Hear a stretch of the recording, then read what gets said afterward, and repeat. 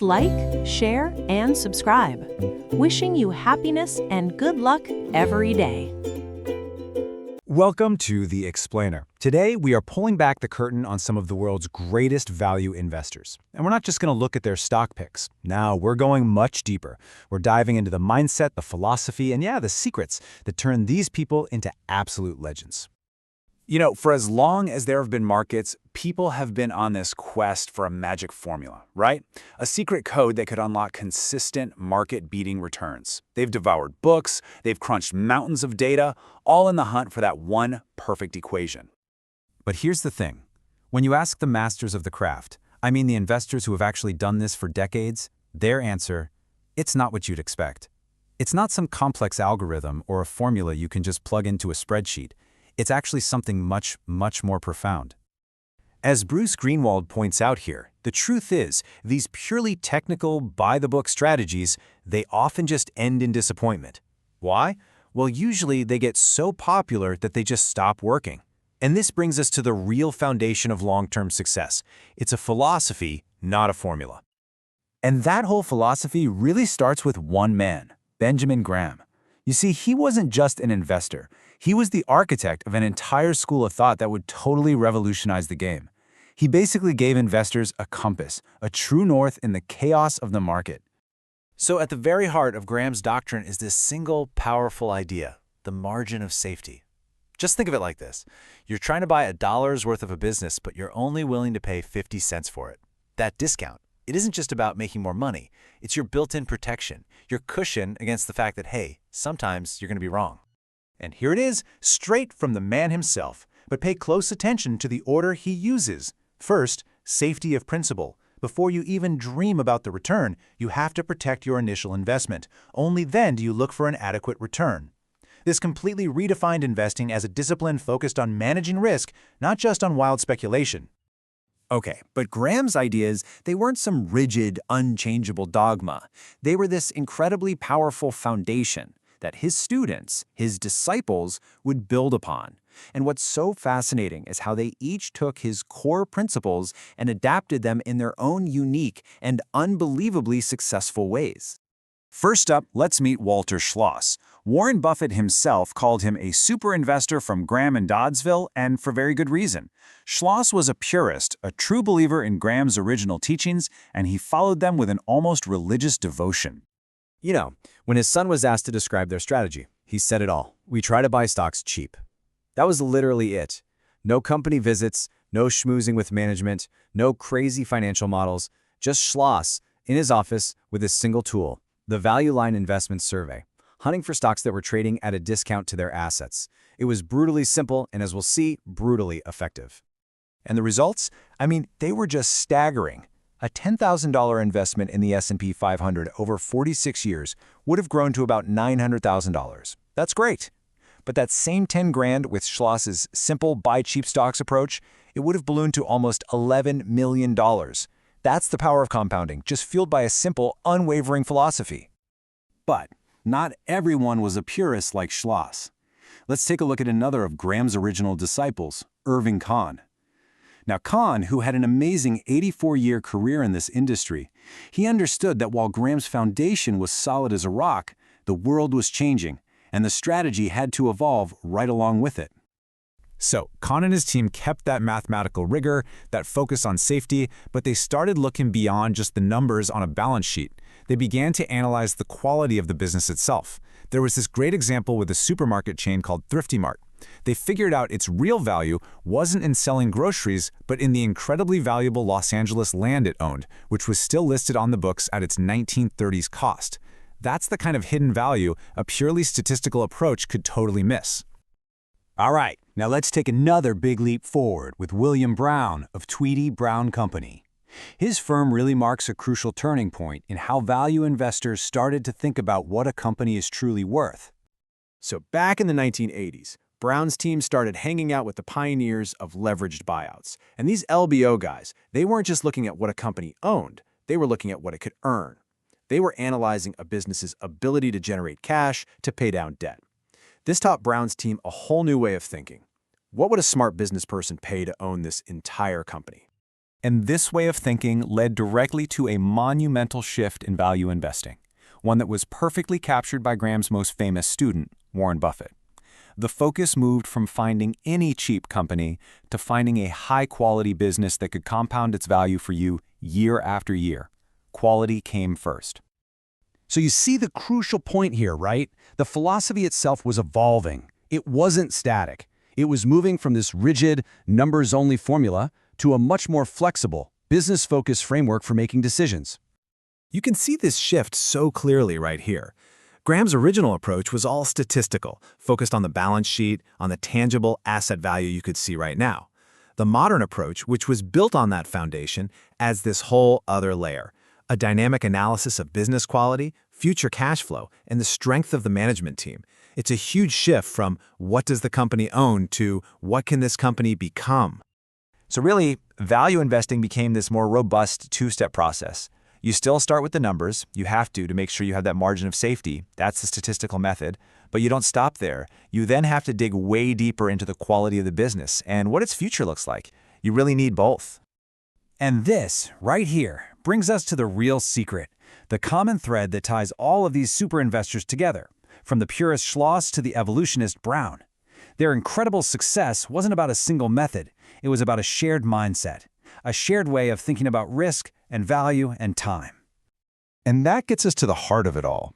I mean, if you've been searching for the secret formula this whole time, this is it. It's not a number, it's not a calculation. It's the one thing that all the great value investors have in common. It's temperament. Just look at these traits. What's so striking is that none of them are about math, right? They're about character, the patience to wait for the perfect opportunity, the independent thought to stand apart from the screaming crowd, the humility to admit you could be wrong, which is exactly why you need that margin of safety, and the discipline to stick to your plan, even when everyone else is panicking. And of course, Buffett said it best. After a certain point, being smarter doesn't really help. It's not about having a genius IQ. It's about having the emotional and psychological strength, the temperament, to control those destructive urges of fear and greed that get most people into a world of trouble. So that whole long quest for a secret formula, for some magic bullet in the markets, it ends right here. The real answer is that success comes not from copying what someone else did, but from building the right mindset yourself. It's about cultivating the temperament of a true investor. And look, this isn't just about stocks and bonds. It's a really powerful framework for making any major decision in life. The goal isn't to copy Walter Schloss's portfolio, but to cultivate his incredible discipline. So the real question to ask yourself is, how can you apply this mindset of patient, disciplined, independent thought to achieve your own long-term goals, whatever they might be? Have you ever heard of a super investor that Warren Buffett himself called one of the greats? A guy who consistently crushed the market for nearly 50 years, without a college degree, without a fancy office, and get this, without even a stock ticker. All right, let's dive into the incredible story of Walter Schloss. He's a name you absolutely need to know if you're interested in wealth, wisdom, and just a profound, powerful sense of simplicity. So this is Walter Schloss, and he is pretty much the ultimate paradox on Wall Street.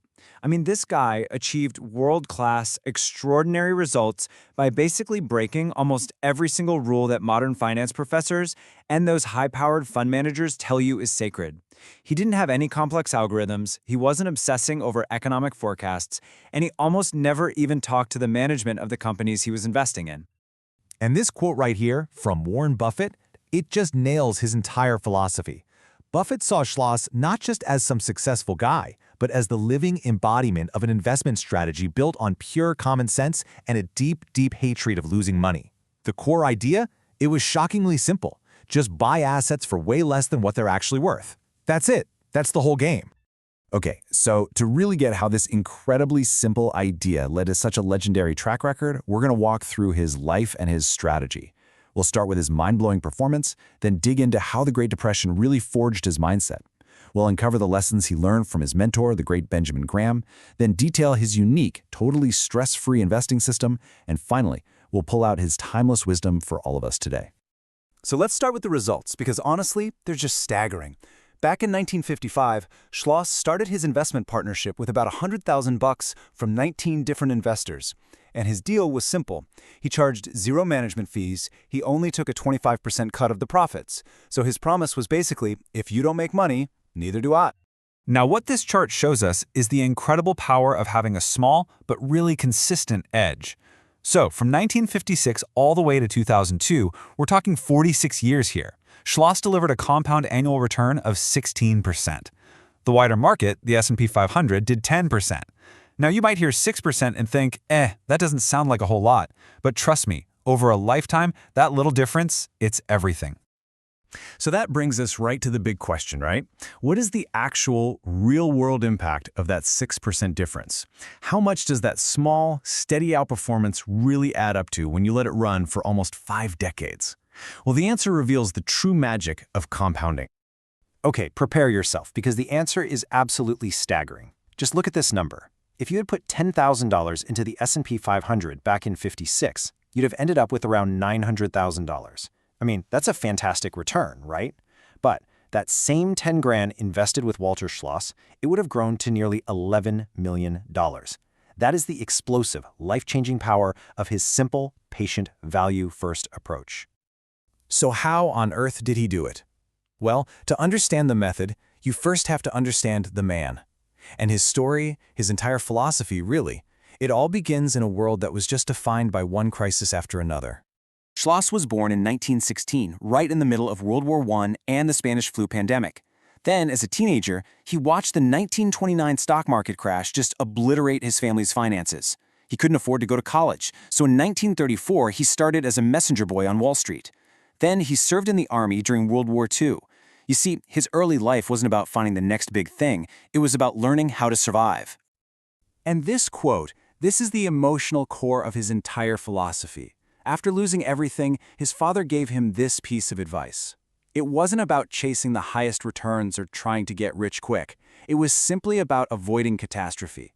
And that single idea became the bedrock, the foundation of his investment strategy for the next 70 years. And this is just so crucial to understand.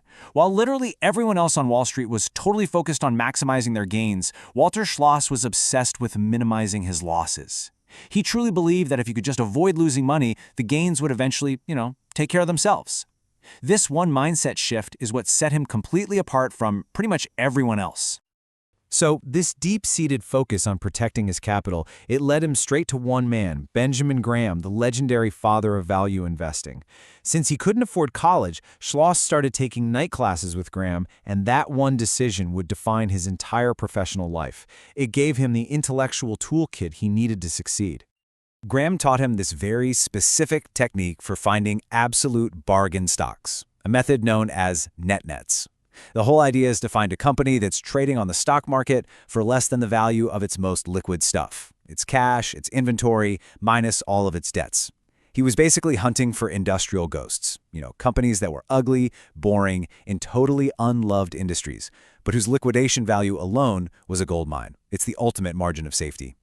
And the calculation itself was just beautifully simple. First, you start with the company's cash. Then, you add in the money it's owed and its inventory, but you apply a really conservative discount to both, just to be safe. And finally, you subtract every single liability the company has. If the stock price was below that final number, you might have found yourself a winner. So in the end, this was the entire game. The whole goal was to find a company whose net current assets were worth, say, $1 per share, but whose stock was trading for 50 or 60 cents. You were literally buying $1 worth of assets for half the price. And like Buffett said, if you do that, something good is bound to happen. So after working for Graham for almost a decade, Schloss went out on his own in 1955. And this is where it gets really interesting, because he took Graham's core principles and crafted this unique system that was perfectly tailored to his own personality, a system designed for low stress and maximum peace of mind.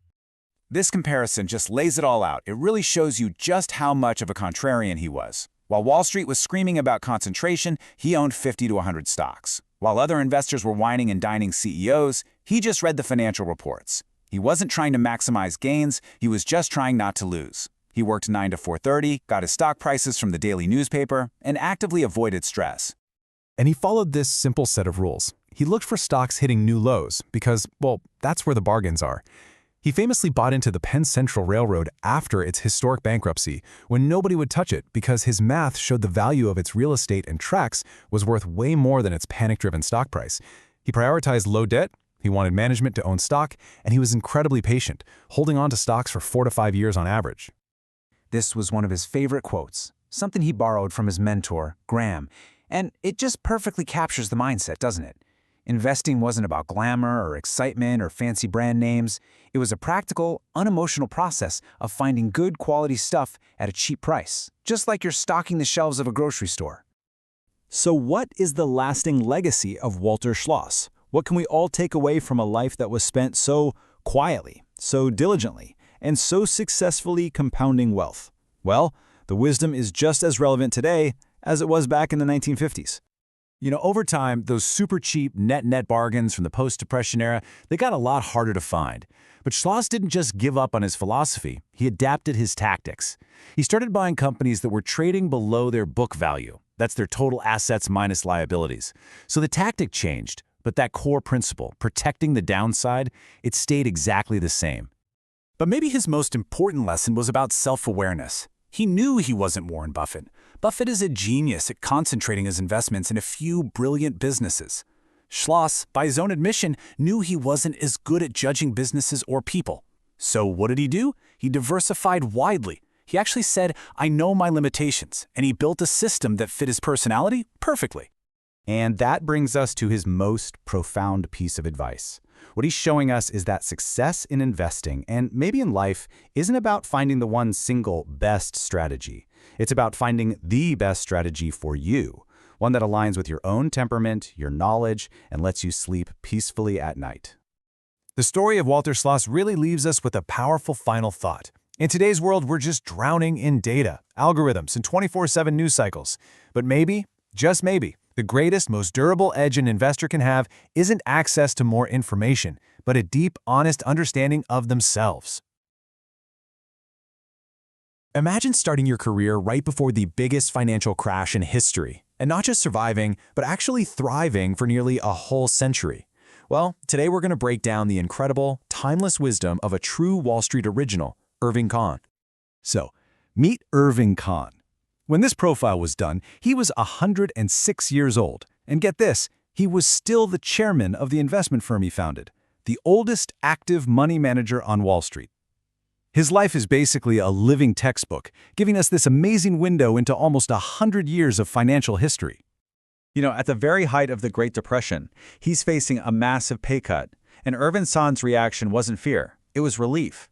This one little moment just perfectly captures the kind of optimistic, resilient character that was forged in one of the toughest economic times you can possibly imagine. To really understand Irving Kahn's philosophy, not just on money but on life, we have to go back to the beginning. We've got to go back to the moment that really defined his entire generation, the Great Depression. Okay, so picture this. It's 1928, just 1 year before the crash, and the stock market is the hottest thing going. For a son of immigrants like Kahn, Wall Street was the American dream. He literally just walked into a brokerage firm and asked for a job. And in that crazy, feverish atmosphere of the Roaring '20s, they hired him right on the spot. But here's where Kahn's story starts to get really interesting. He didn't get swept up in all the euphoria. Nope. Instead of chasing hot tips, he went to the library. He started studying financial history and saw this chilling parallel between the stock market frenzy and the recent Florida real estate bubble that had just wiped everybody out. And, his skepticism was tragically proven right. As you can see here, the crash wasn't just a one-day thing. It was this slow, grinding collapse that just dragged on for years. It led to these moments of pure panic, like the nationwide bank holiday in 1933 that shut down the entire financial system. From its peak in 1929 to its low point in 1932, the Dow Jones plummeted a staggering 85%. Let that sink in. This wasn't a correction. It was a total wipeout of the nation's wealth. And it forever shaped Kahn's #1 rule: don't lose money. So armed with all this historical research, Kahn didn't just sit back and wait for the inevitable. He actually made a plan. He figured out that in past market cycles, industries like copper were just notoriously volatile. He was convinced a crash was coming, and he decided to target that sector for his first big move. With just $50 to his name, he made this incredibly bold contrarian bet. He decided to short Magma Copper, which is a strategy where you actually make money if a stock's price goes down. His own brother-in-law, who had to open the account for him, thought he was completely insane for betting against such a red-hot market. And this became his first really powerful lesson in thinking for yourself. When the market finally did crash, devastating fortunes all across the country, Kahn's small, well-researched bet nearly doubled his money. It was the very first trade of his life, and it just cemented this core belief: trust the facts, not the crowd. Kahn's early success, that was built on instinct and studying history. But his career really took off when he found a mentor who would give him the intellectual framework for a lifetime of investing, the legendary Benjamin Graham. So Kahn found this class on a totally radical new method called security analysis, and it was taught at Columbia by Benjamin Graham. The philosophy was simple, but completely revolutionary at the time. Stop guessing what the market's going to do and start treating a stock like what it is, a piece of a real business with a real, calculable, intrinsic worth. Graham's teaching style was, well, it was Socratic. As Kahn remembered it, if you asked Graham a question, he wouldn't just give you the answer, he'd make you do the work to find it yourself. He taught his students how to think, not what to think, which gave them this deep sense of intellectual self-reliance.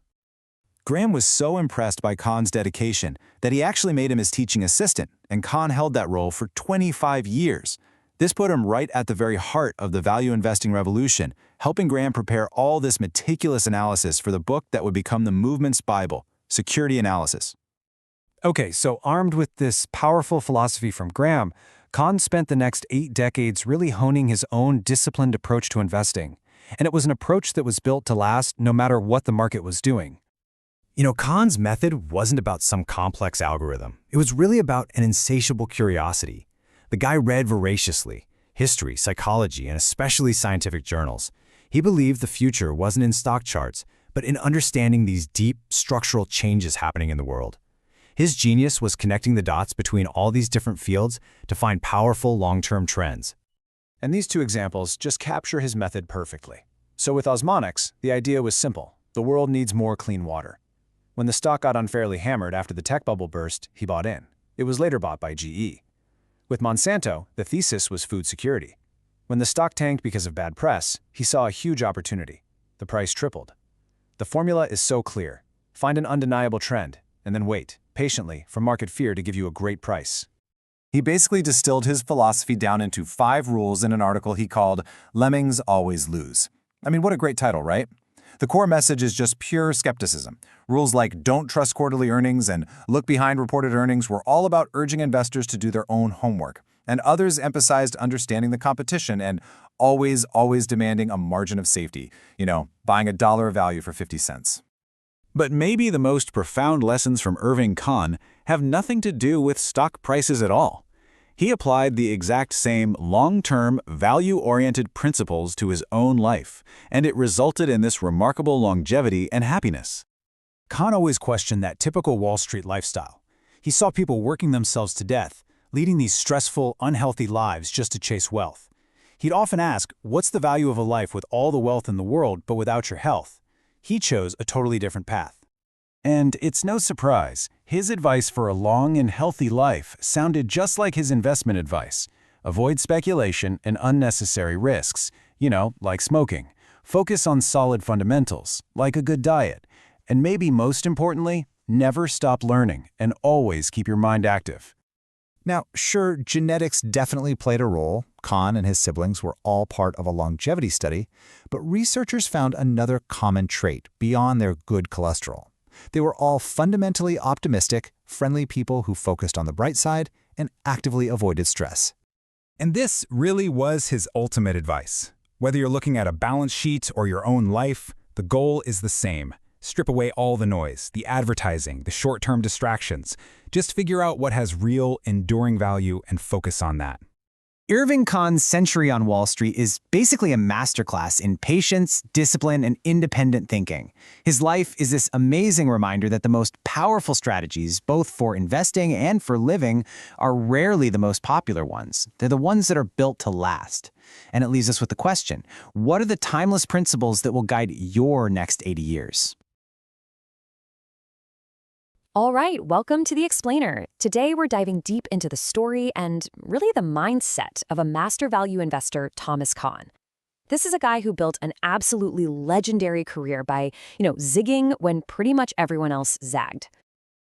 This quote from John Maynard Keynes, it's the perfect way to get into the mind of Thomas Kahn, because his entire philosophy is built on this very idea: succeeding unconventionally. It's all about having the discipline and, let's be real, the sheer courage to go against the crowd, especially when it's uncomfortable. And believe me, it often is. Okay, so here's the game plan for today. We're going to trace Kahn's journey right from the beginning, how he was shaped, how he developed his unique mindset, and then we'll see how he applied it all the way up to his wisdom for today's, let's just say, very turbulent markets. Okay, section 1. So you have to wonder, how does someone become a contrarian investor pretty much from day one? I mean, is that even possible? Well, for Thomas Kahn, you could say it literally started with his name. I mean, check this out. His path was basically set from the moment he was born. His middle name is Graham. Not just any Graham. It was a constant shout out to the legacy he was born into, a nod to the founder of his entire craft. And his father, Irving, wasn't just some fan. He was a direct disciple of Benjamin Graham. So for him, the lessons of value investing, they weren't just theories in a dusty old book. Nope, they were part of everyday life. And this right here, this is so key. It perfectly shows the two pillars that held up his entire success. On one side, you've got his father, Irving. He gave him the how, the nuts and bolts of financial literacy, fundamental analysis, the discipline of reading annual reports at the dinner table. But on the other side, you have his mother, a PhD in psychology. She gave him something just as important, maybe even more so, the right mindset, that crucial emotional control to actually use those lessons without getting swept up in all the market panic or crazy excitement. That psychological strength, that's the secret sauce. It's what separates the people who just talk about it from the ones who actually do it. And look, here it is straight from the man himself. Kahn figured out early on that investing is really more art than it is science. You can run the numbers all day long, right? But if you don't have the psychological backbone to trust your own work when the whole world is screaming that you're an idiot, well, those numbers are totally useless. It takes real courage to stand on your own, anchored by what you've found, not by what's popular that day. His career path wasn't some mad dash to the top. It was this really deliberate journey of just assembling the right tools. Think about it. A history degree? That wasn't a detour. It was the foundation for understanding human behavior and market madness over the centuries. Then he gets his MBA for the financial nuts and bolts. And even his time as a teacher helped him learn how to break down complex stuff. He learned the business from the absolute ground up. We're talking literally writing down trades on index cards. Only then, after all that, did he launch Kahn Brothers, so he could do things the right way, his way. Okay, so this brings us to a really crucial point. How did the Kahns take this legendary philosophy from Benjamin Graham and not just, copy-paste it? No, they evolved it. They made it their own for a new era. Literally everything Kahn does is built on this one single, incredibly powerful idea: the margin of safety. It is the absolute bedrock of his whole approach. And the idea is actually pretty simple, but it's also profound. It's just buy something for way less than what you can prove it's actually worth. The classic example is buying $1 for 50 cents. That extra 50 cents, that's your buffer. That's your protection against bad luck, bad timing, or, you just being flat out wrong. And this slide just lays out their evolution perfectly. So they started with the classic Graham playbook, hunting for net nets. These are just dirt cheap companies trading for less than the cash they have in the bank. But, the markets got smarter, more efficient, and those slam dunk deals started to disappear. So what did they do? They adapted. They shifted their focus. They started looking at a company's value as a real ongoing business. And this is the key part. They started layering in questions about quality. Okay, what's the quality of this business? Are there hidden goodies like real estate or patents the market's missing? Is there something coming up that could unlock all this hidden value? Now, this table really gets to the heart of what separates Kahn from the pack. He's what you call an absolute value investor, which is totally different from the relative value game most people play. He couldn't care less if a stock trading at 20 times earnings is cheaper than its buddies trading at 30. To him, that's a trap. He's asking a much tougher question. Is this company cheap based on its own assets and its own earning power, period? It's all about what the business itself is worth, not about playing a market popularity contest. And here's another huge distinction. For Kahn, the balance sheet, a company's actual financial health, low debt, lots of cash, that is way, way more important than the latest splashy quarterly earnings report. He would much rather own a super healthy company with some temporary bad earnings than a company loaded with debt that's posting great but fragile profits. Why? Because a strong balance sheet means you can survive a storm. It gives you time for the market to finally recognize the value you saw all along. That's a real, durable margin of safety. So, this focus on healthy companies that might have some weak earnings, well, it leads us right into his favorite hunting ground. And that is finding good companies that the market has just completely given up on for the time being. He's got a great name for them, fallen angels. And these are the absolute cornerstone of his entire method. Now, let's be clear. These aren't bad companies. They are good companies that are just going through a bad patch. The market, in its usual short-sighted panic, just throws the baby out with the bathwater. It sells off a totally solid business because of some problem that can probably be fixed. And that massive overreaction, that's what creates the exact margin of safety Kahn is always hunting for. And I love this analogy because it just perfectly captures his whole strategy. It's all about buying something when it's totally unpopular and then just waiting for it to become popular again. It really is like buying a heater in the summer and an air conditioner in the winter. It sounds so simple, right? But it takes that psychological muscle we talked about earlier to actually go out and buy that heater when it's 90 degrees and everyone else thinks you're crazy. So how does he actually find these ideas? Well, his method is almost deceptively simple. He doesn't go looking for what's hot or popular. No, he looks for pain. He looks for pessimism. That list of stocks hitting 52-week lows, for him, that's not a list of failures. That's a shopping list. He starts by asking, okay, what's wrong here? And then he does the hard work to figure out if the problem is temporary, like a product recall, or if it's terminal, game over. He's on the hunt for solvable problems that have just created an insane amount of fear. All right, so let's see how this whole fallen angel hunting process actually plays out in the real world. Because look, it's one thing to have a nice theory on paper. It's a completely different thing to put your money where your mouth is when fear is just gripping the market. So where do you find a great deal when everyone else is running for the hills? Well, let's take a look at the case of Vox International. Back in 2005, this company gets a delisting notice from NASDAQ. Now, for 99% of investors, that's a blaring siren, right? That's your signal to sell everything right now and don't look back. So while everyone else saw this giant red flag and just dumped the stock, Kahn did what he always does. He did his homework. He actually talked to the management. He dug through the boring SEC filings. And what did he find? He discovered that this delisting notice wasn't because the business was failing. Not at all. It was a temporary procedural hiccup that the company was already fixing. The fear was completely disconnected from the reality of the business. While everyone else saw red, he saw a green light. And then the 2008 financial crisis hits. Just a massive tidal wave of fear that washes over the entire market. In all that panic, Vox gets punished even more, driving the stock price all the way down to just $6 a share. I mean, this is it. This is where your conviction is truly tested.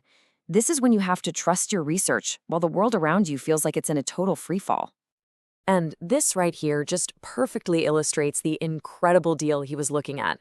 For $6 a share, he could buy a piece of a business that had $12 in tangible assets. We're talking real stuff like cash, inventory, buildings. The stock was trading for half of what you could sell the company for in parts.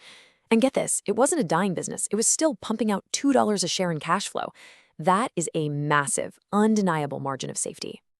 So that brings us to the big question, right? How do these principles, which are decades old, hold up in today's crazy, hyperactive, algorithm-driven market? I mean, you hear it all the time. Is value investing dead? Well, according to Kahn, the answer is not even close. Kahn points out that there's been this dramatic shift. We've gone from a market of long-term business owners to something he pretty much calls a casino, just dominated by short-term betting. You've got high-frequency trading, all these complex ETFs, zero-commission apps, and it's all created this insane volatility that can just rip a stock's price away from its real value for weeks, months, sometimes even years. But here's the twist. For a true contrarian like Kahn, all this chaos, it isn't a threat. It's the ultimate opportunity. Think about it. The more the market acts like a crazy, irrational casino, the more often it's going to misprice perfectly good businesses because of all that short-term noise and panic. So, this modern volatility, It actually creates more of those fallen angel opportunities that he's built his entire career on finding. And that really leaves us with a final powerful thought. In an age of nonstop hype and hysteria, where are today's out-of-favor opportunities hiding?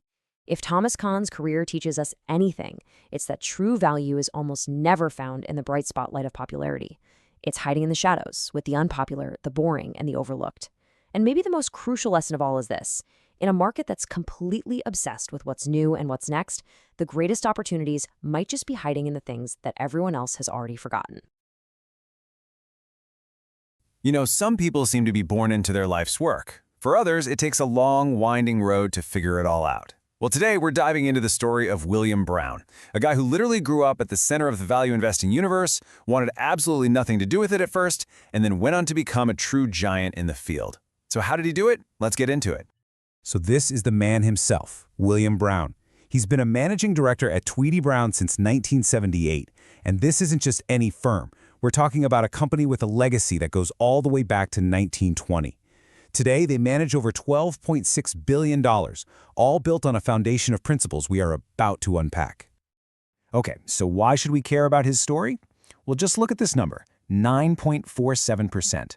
That's the average annual return of their global value fund since it was launched way back in 1993. Now, to give you some perspective, its benchmark index, that returned just 4.29% over the same time. They didn't just beat it, they more than doubled it. This tells you right away that understanding Brown's journey isn't just some history lesson. It's really a masterclass in what it takes to succeed over the long haul. All right, here's how we're going to break it all down. First, we'll step into this world of value giants he was born into. Then, we'll follow him on a pretty valuable detour away from it all. We'll see how his whole philosophy changed from just crunching numbers to really understanding businesses. We'll even break down his Poochie code for investing. Then we'll explore his mindset as a calm global investor and wrap it all up with the principle that guided everything, a legacy of integrity. Every story has a starting point, right? And William Brown's begins in a place that sounds almost like a legend today. A tiny office that somehow became the absolute epicenter for the founding fathers of value investing. And believe me, that is not an exaggeration. See, Brown's father was a partner at Tweedy Brown, which was this niche brokerage firm that specialized in really obscure, really cheap stocks. Because of that, they became a go-to broker for the one and only Benjamin Graham. And of course, wherever Graham went, his best students followed. We're talking about guys like a young Warren Buffett and Walter Schloss just being regulars, hanging around the office. This quote just paints such an incredible picture, doesn't it? It's about Walter Schloss, one of the greatest investors ever, and it shows you that his desk was just a little spot crammed by the water cooler. This place wasn't about fancy offices or prestige. It was just a close-knit group of brilliant people laser-focused on one thing, finding value. But here's the kicker. Can you imagine being a kid, walking into an office and seeing Warren Buffett, Charlie Munger, and Walter Schloss all talking shop? You'd think that'd be incredible. Well, for young William Brown, it was boring. He flat out admitted he'd much rather be outside playing baseball. The seeds of value investing were all around him, but they were going to take a long, long time to sprout. And that brings us to the next chapter of his life. Before Brown could really embrace the world he was born into, he had to completely leave it behind. And this detour, it would turn out to be one of the most important experiences he ever had. So let's trace his path for a minute. After college, he doesn't go to Wall Street. No, he joins the Peace Corps in Ecuador. When he decides to get his MBA, he hunts down what he called a value deal, a program in Dublin that cost just £200. Then he works at the Bank of New York, but the real eye-opener came after that, working for Jerry Zai, a famous momentum investor, and then at Drexel Burnham Lambert. He was seeing the investment world from literally every angle except the one he grew up with. And this quote, this is the turning point. Working for a momentum guy like Zai, who was all about chasing hot stocks, was a total revelation for Brown.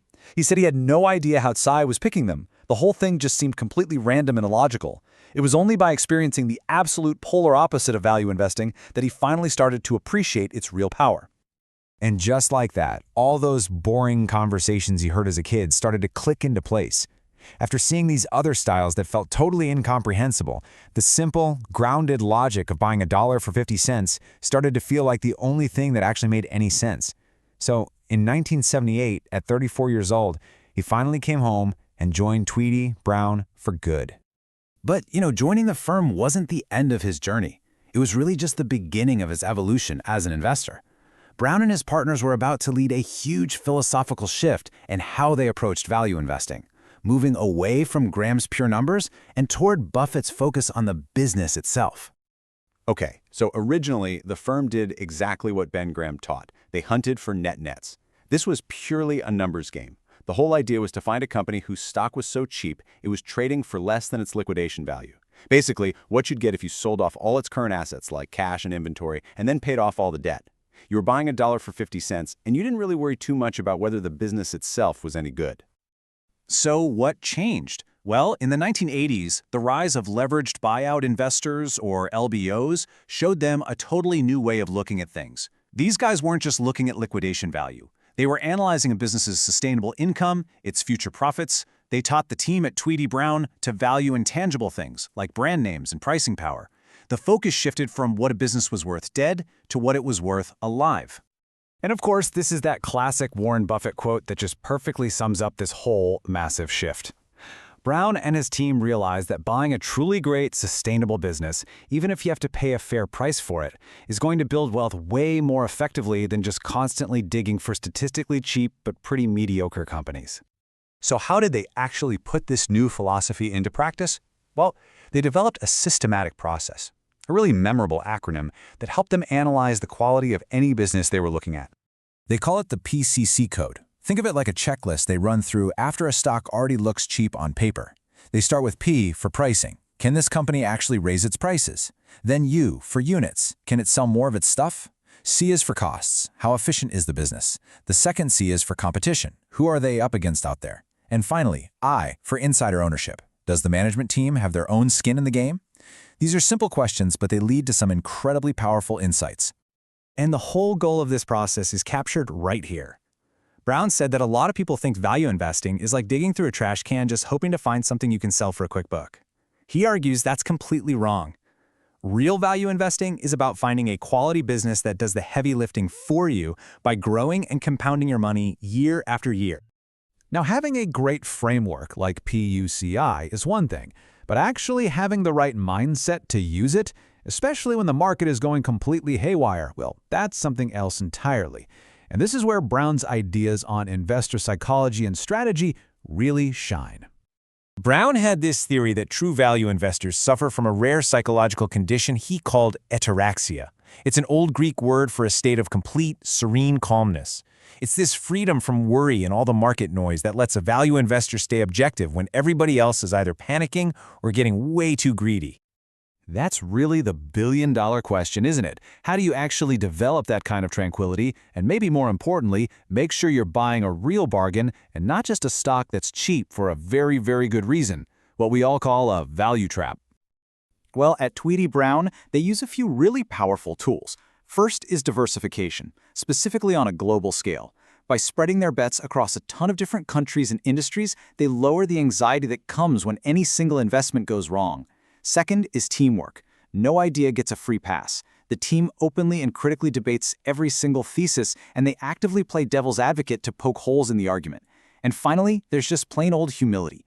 Brown admits they diversify so much because, honestly, they don't actually know which stock will be the best. And that simple admission is their greatest defense against becoming overconfident. And that brings us to our final and maybe the most important lesson from William Brown's life.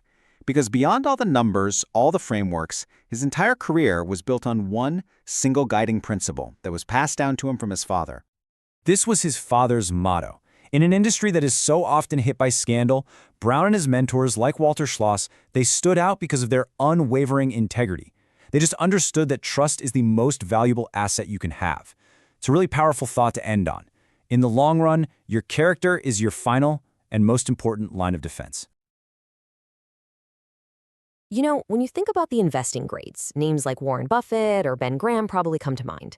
But today, we're going to dive into the mind of a quieter giant, a French-born value investor whose track record is, frankly, just as incredible, Jean-Marie Eveillard. And his story, well, it's more than just numbers. It's really a masterclass in discipline, in patience, and the sheer courage it takes to stand all by yourself. Okay, so just look at this for a second. What you're seeing here is 26 years of disciplined, brilliant investing. From 1979 all the way to 2004, Eveillard's fund delivered an annual return of almost 16%. That absolutely crushed its benchmark.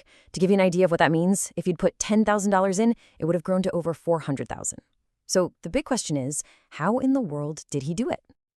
And believe me, it wasn't just about the numbers. In 2003, Morningstar, a huge name in this world, gave him their Lifetime Achievement Award. And they specifically pointed out his, and I'm quoting here, courage to differ from consensus. And as you're about to see, that courage, well, that might have been his single greatest asset. So here's our game plan to really unpack his philosophy. First, we'll look at his long search for the value way. Then we'll dig into the childhood lessons that really shaped his super cautious mindset. After that, we'll break down his actual step-by-step investment method, talk about the unbelievable courage it took to say no during a massive market craze, and finally, we'll touch on his warnings about our financial future. All right, let's kick things off at the very beginning. You might think a master investor like this just knew his path right from day one. But the reality? Well, it was a long, pretty frustrating search for an approach that actually made any sense to him. For 17 years, think about that, 17 years, working at the French bank Société Générale, Eveillard was told to do things the growth way. Chase the hot, trendy stocks. But the whole thing just felt wrong to him, deeply uncomfortable. He said it was like trying to write with your left hand if you're right-handed. It just didn't fit who he was. And this right here really shows the conflict he was feeling inside. Growth investing, over on the left, it kind of forced you to make these really aggressive guesses about the future. You had to believe in this perfect, predictable world, a world that just didn't line up with his cautious nature. What he was looking for was an approach that admitted, hey, we don't know everything, and more importantly, left some room for error. So his big aha moment, it came after a bike ride in Central Park, of all places. He met some students who told him, hey, you've got to read these books by this old Columbia professor, Benjamin Graham. So he did. He reads Security Analysis and The Intelligent Investor, and boom, it clicks. He said, voila, this was it. This was the intellectual framework he'd been searching for his entire career. But to really get why Graham's ideas hit him so hard, we have to go back even further, back to his childhood in war-torn France. Because this is where that cautious, defensive mindset was really forged in fire. Eveillard was born in 1940. He literally remembered German officers living in his great-aunt's house. But this quote, this gets to a deeper lesson. He was taught from a very young age that life on Earth is a valley of tears, that it's just a place filled with sorrow and disappointment. He said when he came to America, he couldn't understand why people saw psychiatrists for being unhappy. His whole view was, if you just expect life to be a letdown, you just get on with it. And you can see exactly how that worldview translates into an investment philosophy that really any of us can learn from. It all starts with humility, just admitting that you might be wrong about what the future holds. And that naturally leads to caution.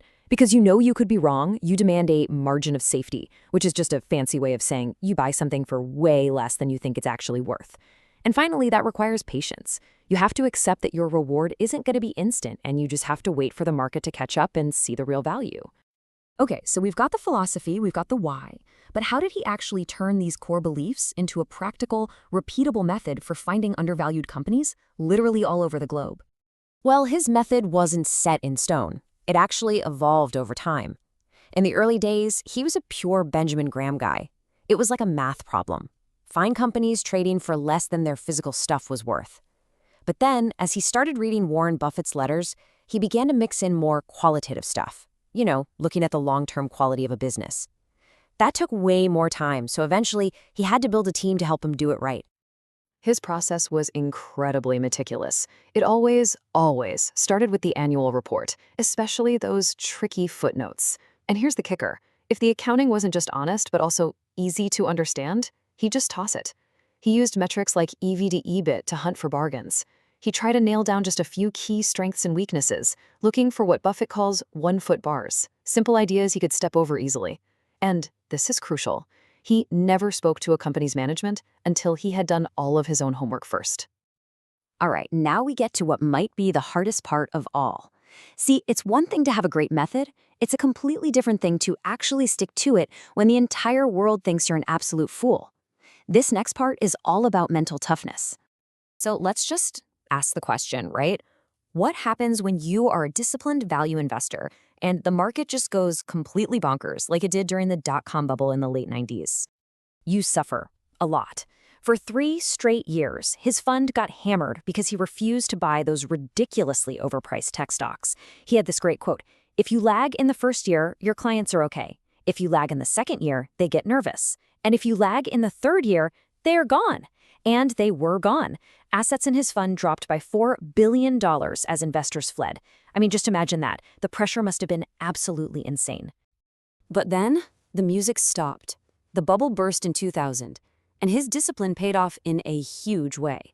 Investors came flooding back, now calling him a hero for his courage. That fund that had shrunk all the way down to $2 billion, today it's worth around $30 billion. It's just such a powerful lesson in what can happen when you think long-term and have the courage to say no. This whole historical perspective thing, it didn't just apply to stock market bubbles. In his later years, Eveillard got more and more focused on the very nature of our money and the stability of the whole global financial system. See, he was a big fan of the Austrian School of Economics, and it gave him a totally different way of looking at money. To him, rising prices aren't actually inflation, they're just a symptom of it. He believed the real disease, the true definition of inflation, was the crazy amount of money and credit being created out of thin air by central banks. And he would point out that this isn't some radical new theory.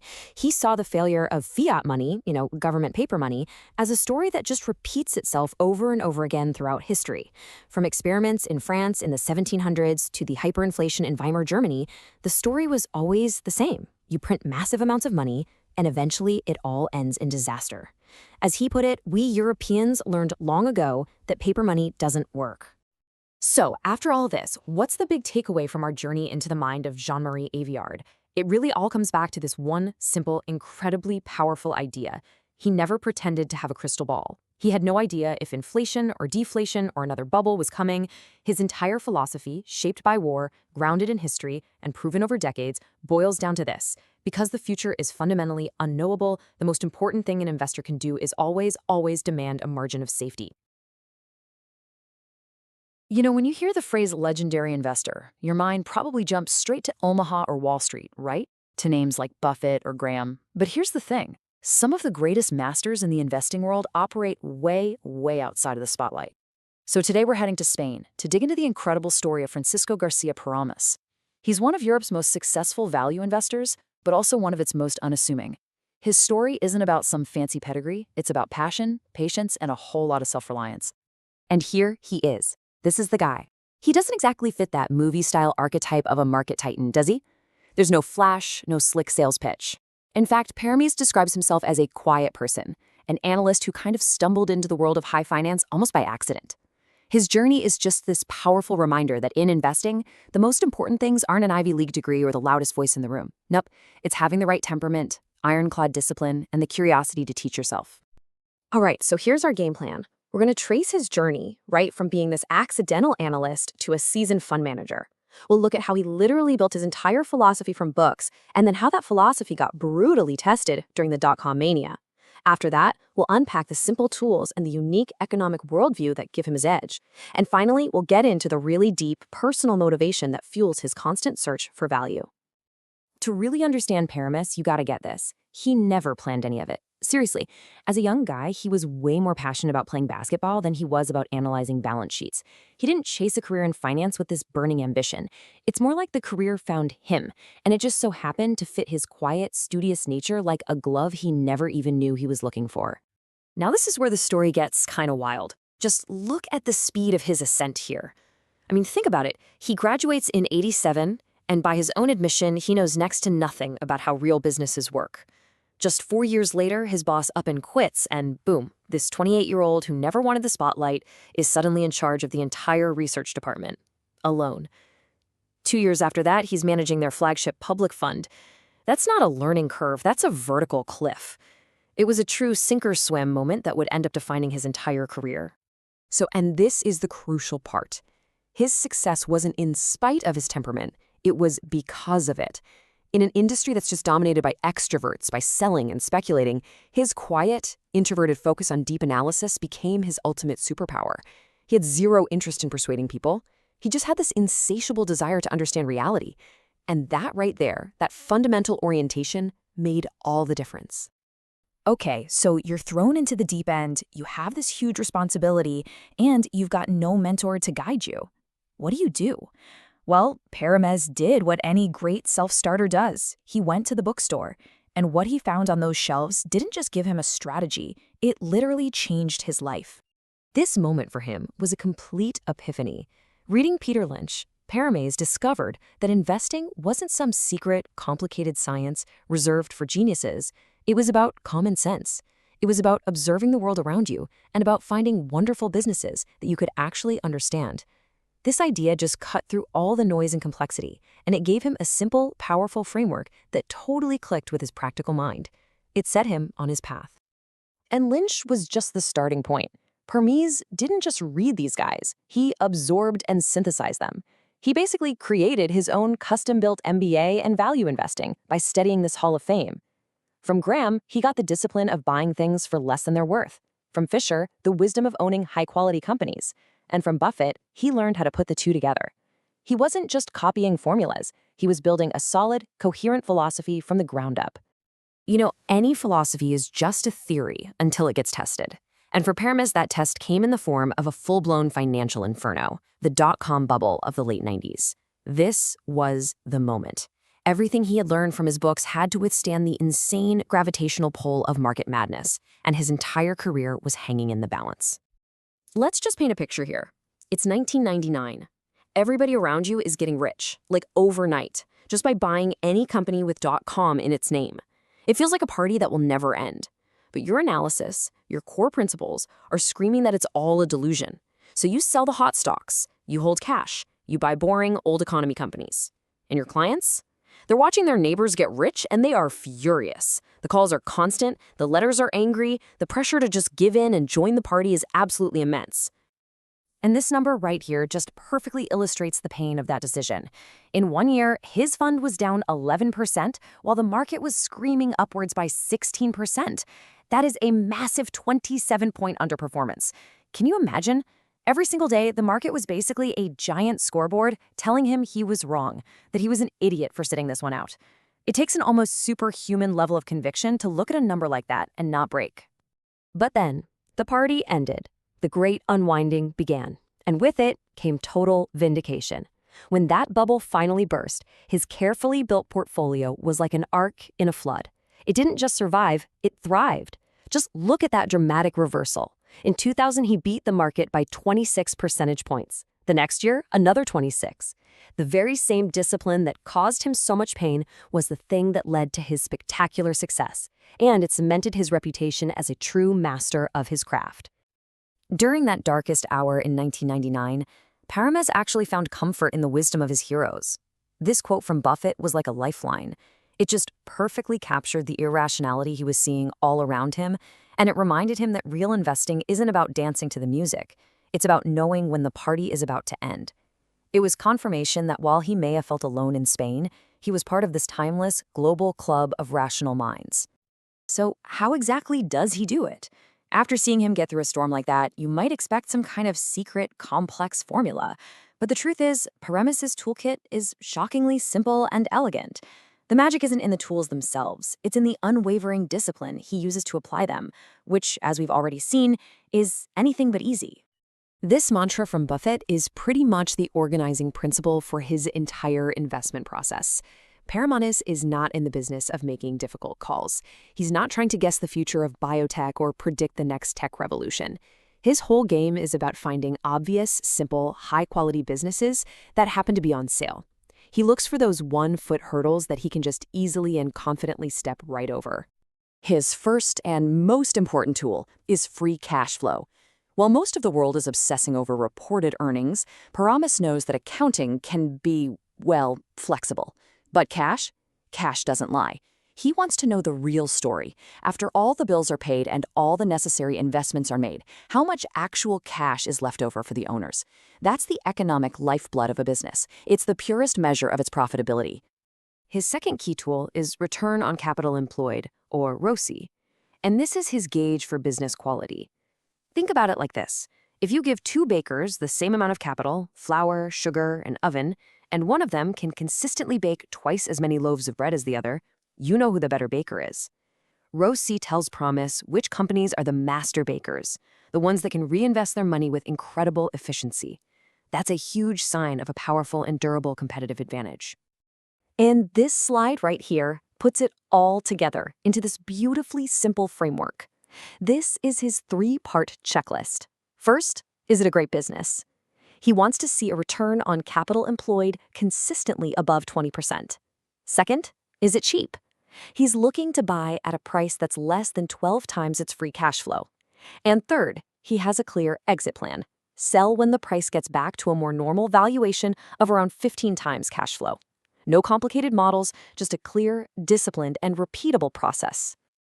Okay, so having a simple toolkit is one thing, but having the deep psychological strength to actually stick with it when the entire world is screaming that you're wrong, that's a whole different challenge. For this, Paramés relies on a pretty distinct school of economic thought that acts as his intellectual and emotional shield against the madness of crowds. So the huge difference here is how each school of thought views the market itself. Mainstream economics often sees the market as this perfect, rational machine that you can model and predict, kind of like the orbit of a planet. But the Austrian school, it sees the market as a messy, organic, and deeply human ecosystem. It's driven by emotion, error, and unpredictable choices. For a value investor who's actively looking for bargains created by fear and greed, the Austrian view isn't just a theory, it's a much more accurate description of reality. And this is the perfect way to think about it. There's this old joke in finance that you can't find a $100 bill on the sidewalk because in a perfect market, someone would have already picked it up. Austrian economics says, of course you can. The world is full of people who are panicking or getting euphoric or just distracted, and they drop $100 bills all the time. The entire job of a value investor is to just walk around calmly with their eyes open, ready to pick them up. Which brings us to our final and maybe most important piece of the puzzle. After decades of incredible success, what keeps him going? It's not just the numbers on a screen or the desire to beat some index. For Paramés, the motivation is something way deeper and much more personal. It's about the genuine, pure joy of the process itself. This just says it all, doesn't it? For him, finding a great, undervalued company isn't just a financial transaction. It's an act of discovery. It's that intellectual and emotional thrill of finding a hidden treasure that everyone else has just walked right past. This isn't just a job for him. It's a worldview. It's a belief that if you look carefully and rationally, the world is just full of overlooked opportunities. And that passion is so profound, he sees it as a life lesson he wants to pass on to his kids. And so the story of Francisco García Paramés is so much more than a lesson in finance. It's a powerful reminder that in a world that is constantly pushing us toward complexity, hype, and frantic activity, true success is often found in simplicity, patience, and quiet focus. His career kind of challenges all of us to ask, in our own work, in our own lives, what are the noisy 7-foot bars we're trying so hard to jump over? And what are the simple, understandable 1-foot bars sitting right in front of us, just waiting for us to calmly step over them? All right, let's get started.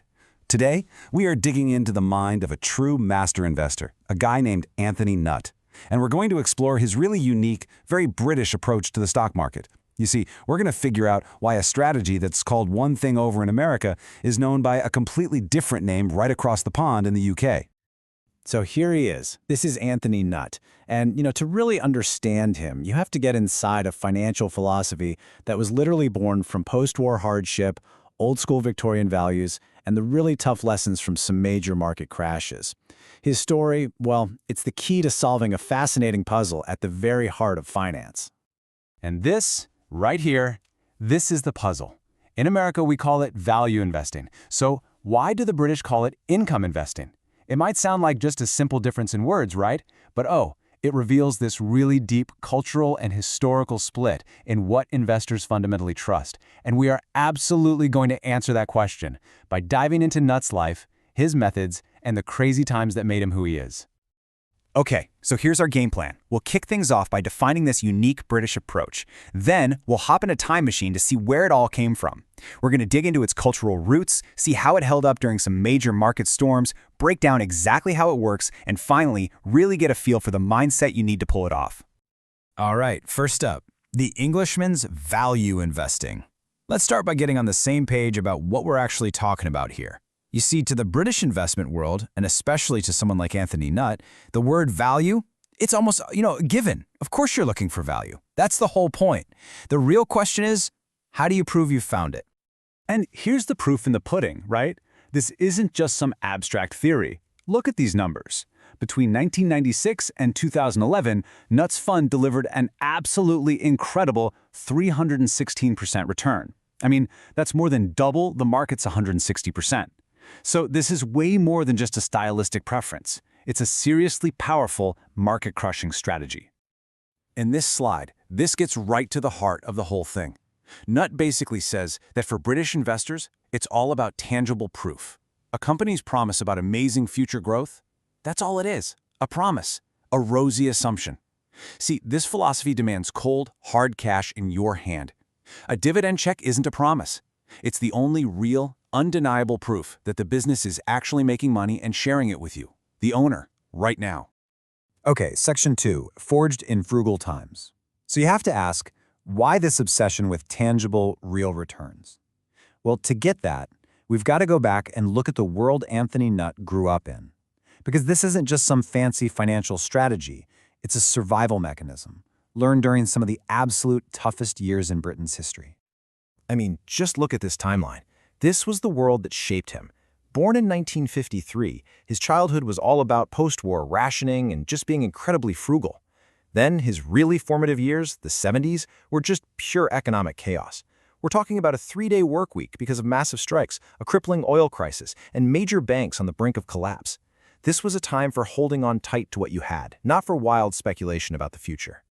And you can see this grounded in reality mindset in his early career path. He didn't just jump into managing money.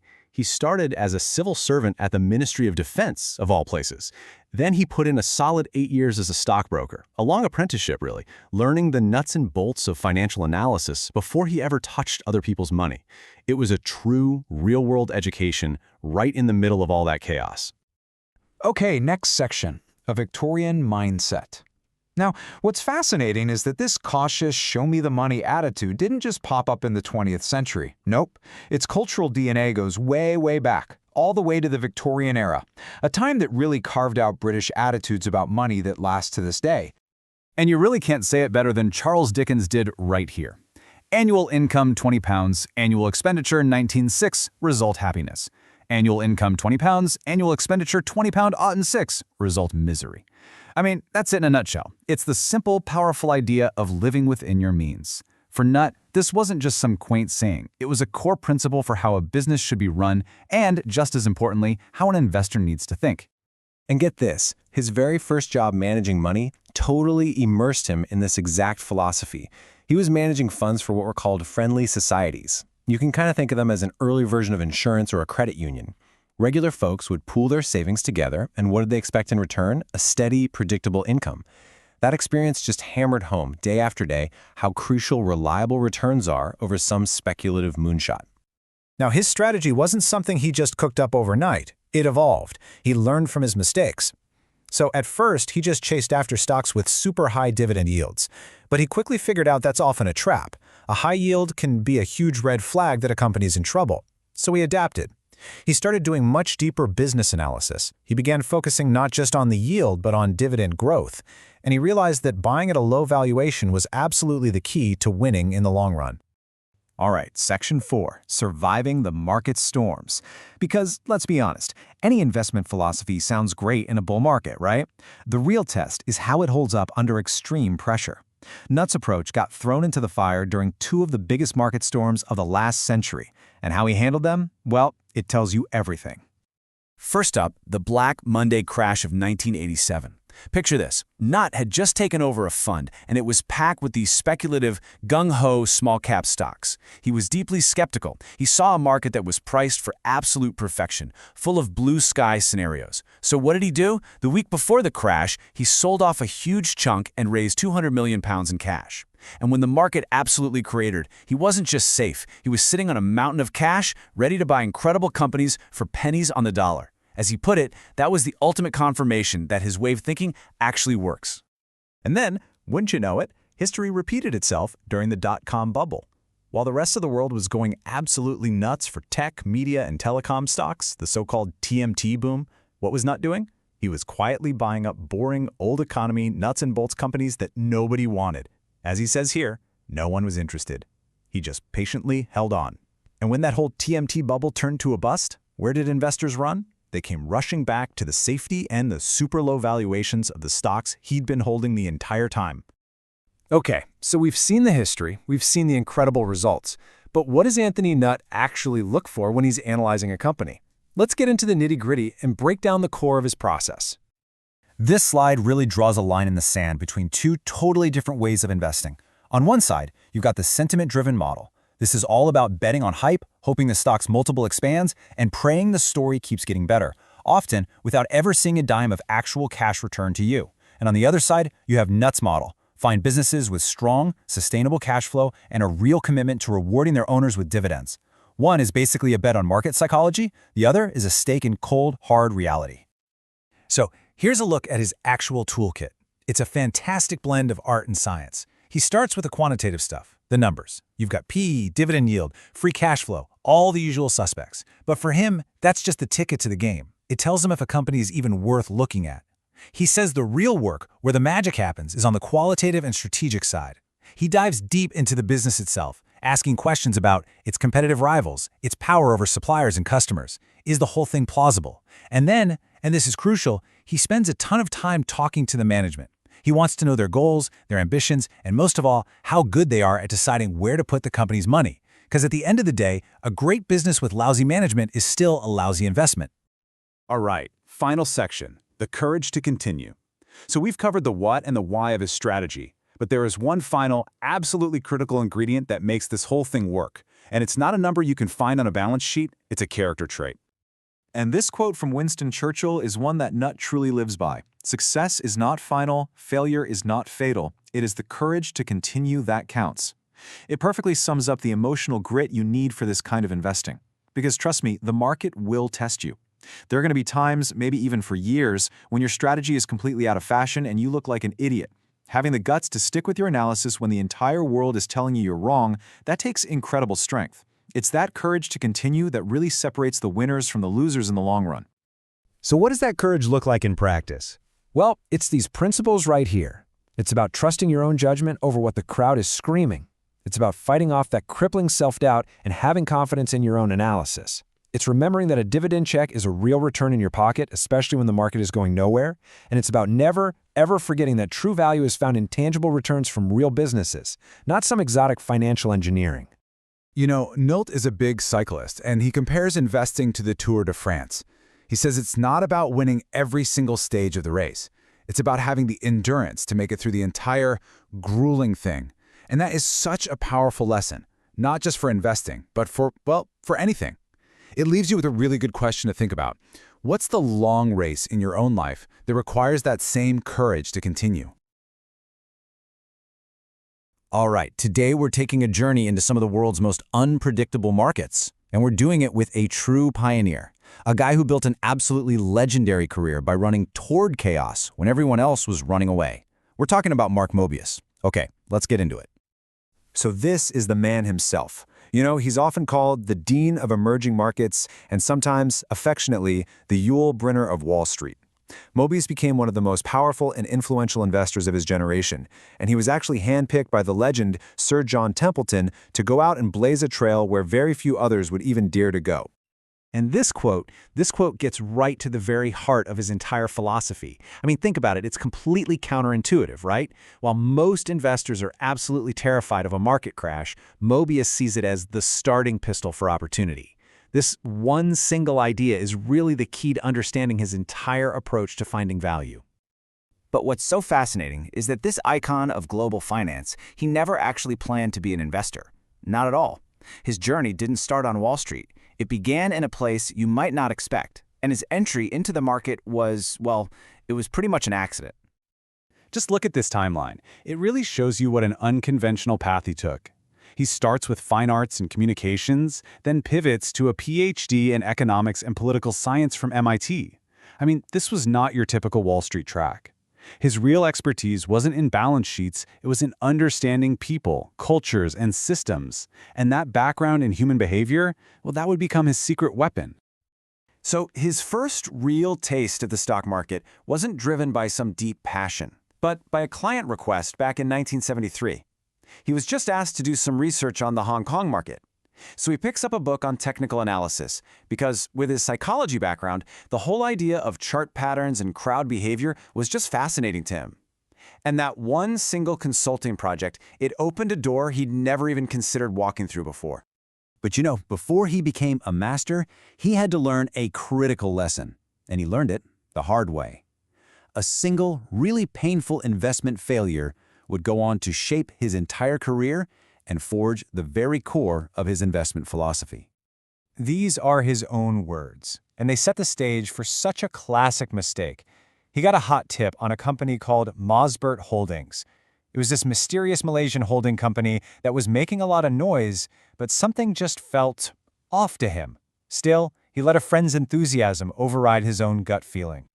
And this breaks down perfectly how it all went so wrong. It's a story we've all heard before. A hot tip, a few red flags that are kind of easy to ignore when you're caught up in the excitement, and then making a decision based on someone else's confidence instead of your own homework. This one mistake, losing his entire investment, it became the single most valuable lesson of his career. So the crucial point here is the lesson he took from this disaster. He swore to himself he would never again take someone else's advice without doing his own deep dive work. He became a true believer in fundamental analysis. You know, the hard work of researching what a company is really worth. The Mossberg scam taught him that if you can't get information, well, that is the information, and it's telling you to stay away. And get this. Here's a quirky little piece of his story that just shows how varied his business ventures were back then. At one point, his consulting firm got into distributing stuffed Snoopy dogs. They were so successful that the toys were overrunning his office, so he stored some at his apartment. Well, a heating coil set them on fire, and while he was putting it out, he singed his hair so badly he just decided to shave it all off. And he's had that signature look ever since. Pretty wild, huh? Okay, so after the whole Mossberg failure and his time running his own firm, Mobius shifted fully into finance. And it was then that he got a life-changing phone call from the man who would become his mentor, the legendary global investor, Sir John Templeton.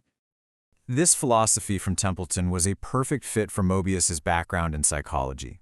Templeton just got that markets are driven by human emotion, this cycle of pessimism, skepticism, optimism, and finally euphoria. Templeton's genius was in recognizing that the crowd is almost always wrong. He taught Mobius that real value is found by thinking for yourself and focusing on the long term, not by just following the herd off a cliff.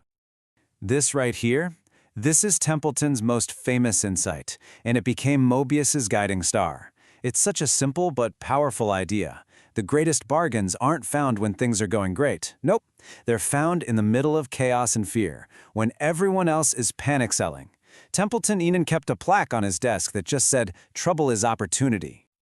So, armed with this contrarian wisdom, Mobius was hired by Templeton in 1987. His mission? To manage a brand new fund focused on a radical new idea, emerging markets.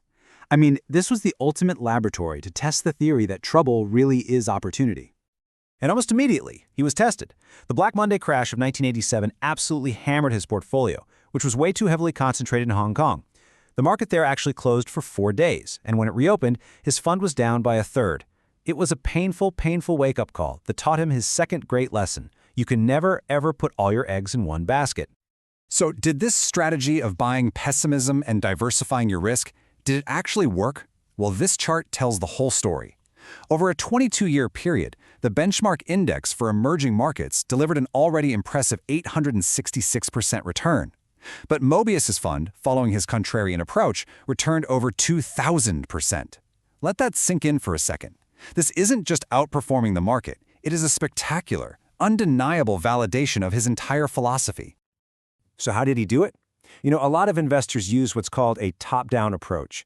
They analyze countries first, but Mobius was a champion of the bottom-up method. He had this core belief that you don't invest in countries, you invest in companies. A great company can exist even in a really troubled economy. And if you're only looking at the big macro picture, you're going to miss those hidden gems. And this is how he finds those companies.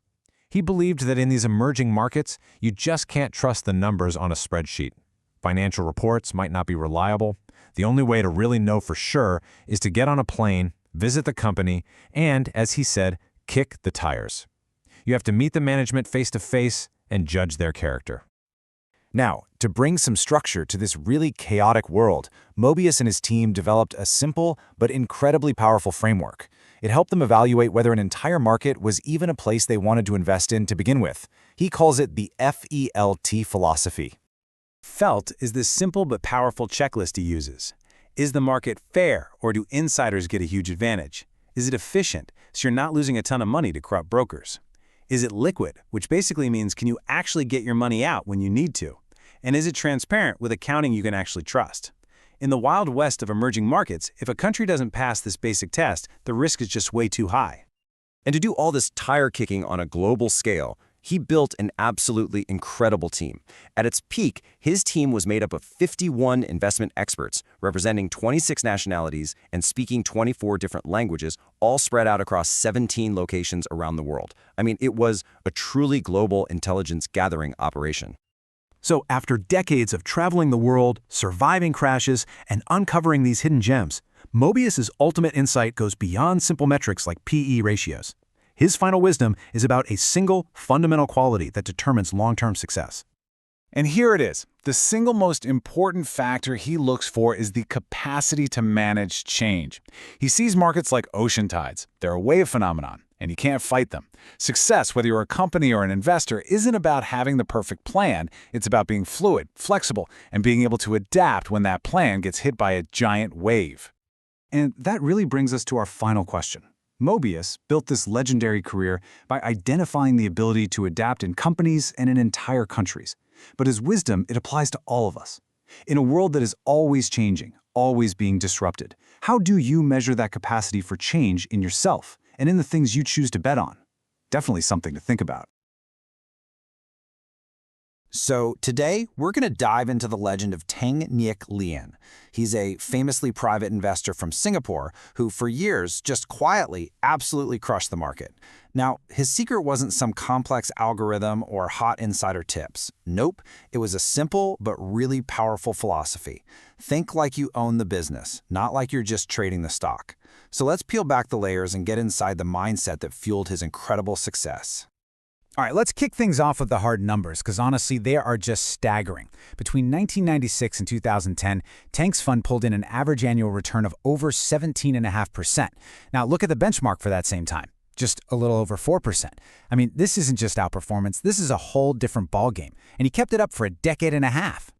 And when you let that compound year after year, you get this, a total return of over 892%. Just think about that for a second. Every single dollar you put in at the beginning would have turned into nearly $10. This is the stuff of legends, right? And it just begs the question, how on earth did he do it?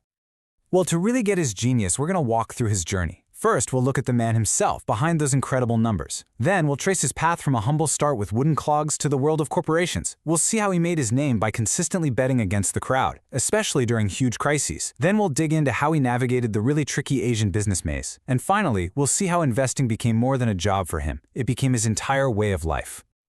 Okay, so let's start with the absolute heart of his philosophy. The one core belief that he says separates real investing from just gambling. And here it is. This is Teng's most crucial distinction. You see, he draws this really sharp line between value trading, which is, just buying a stock because it looks cheap, and true value investing. For him, the entire game starts and ends with a deep, almost obsessive understanding of the business itself. And the stock price? That's one of the last things he even looks at. Now, this business-first mindset wasn't something he just picked up from a textbook or an MBA program. No, it was forged in the real world, shaped by an early life that taught him the raw, unfiltered truth about how businesses actually work. This quote, it just tells you everything you need to know. As the son of a wooden clog maker, Teng's motivation was incredibly simple and powerful. Get out of poverty. And the path he saw wasn't through trading stocks or looking at charts. It was through business. He didn't dream of being an investor. He dreamed of being a businessman. That one idea became the bedrock of his whole career. and his entire career was basically one long, practical apprenticeship in business. Look at this path. He started from the ground up, even taking night classes to become an accountant. But the real game changer came in the 80s, when he became the CFO of a major conglomerate. He wasn't just sitting there looking at spreadsheets, he was inside the machine, learning how everything from palm oil plantations to manufacturing actually worked. He learned business by living it, long before he ever started his own fund in '96. It was this deep, boots-on-the-ground knowledge of how businesses tick that gave him the rock-solid conviction to make his boldest moves. And almost every single time, he made them when everyone else was screaming in panic and running for the exits. His first major test came right after he moved to Singapore in 1985. A big company, Pan Electric Industries, just collapsed. It sent a shockwave so big that the entire stock exchange had to shut down for 3 days. Can you imagine? When it finally reopened, the market went into an absolute freefall. We're talking pure, unfiltered fear. But while the crowd was just consumed by panic, Tang was calm. He was anchored by this fundamental idea from Benjamin Graham, the father of value investing. His decisions weren't about what the herd was doing, they were about trusting his own research and his own logic, no matter how loud the noise got. And this slide just lays out the difference perfectly. The crowd sold based on emotion, just raw fear. Ting bought based on logic. See, he'd already done years of homework on these businesses. The crisis didn't suddenly make them bad companies, it just put them on a huge discount. For him, this wasn't a crisis at all. It was the big sale he'd been patiently waiting for. And just to prove it wasn't a one-time fluke, he did it again a few years later. In early 1989, while the whole world was going crazy for Japan's economic miracle, he looked at the sky-high prices and sold everything. His business sense just told him the valuations were completely detached from reality. And sure enough, the market peaked a few months later and then started one of the most epic crashes in modern history. So here's what's really crucial to understand. Tang didn't just copy a Western investing model from someone like Warren Buffett. He built his own powerful framework and then meticulously adapted it to navigate the unique, often chaotic, and super complex world of Asian markets. He follows this really strict 4-step process for every single potential investment. And I really want you to look at the order here.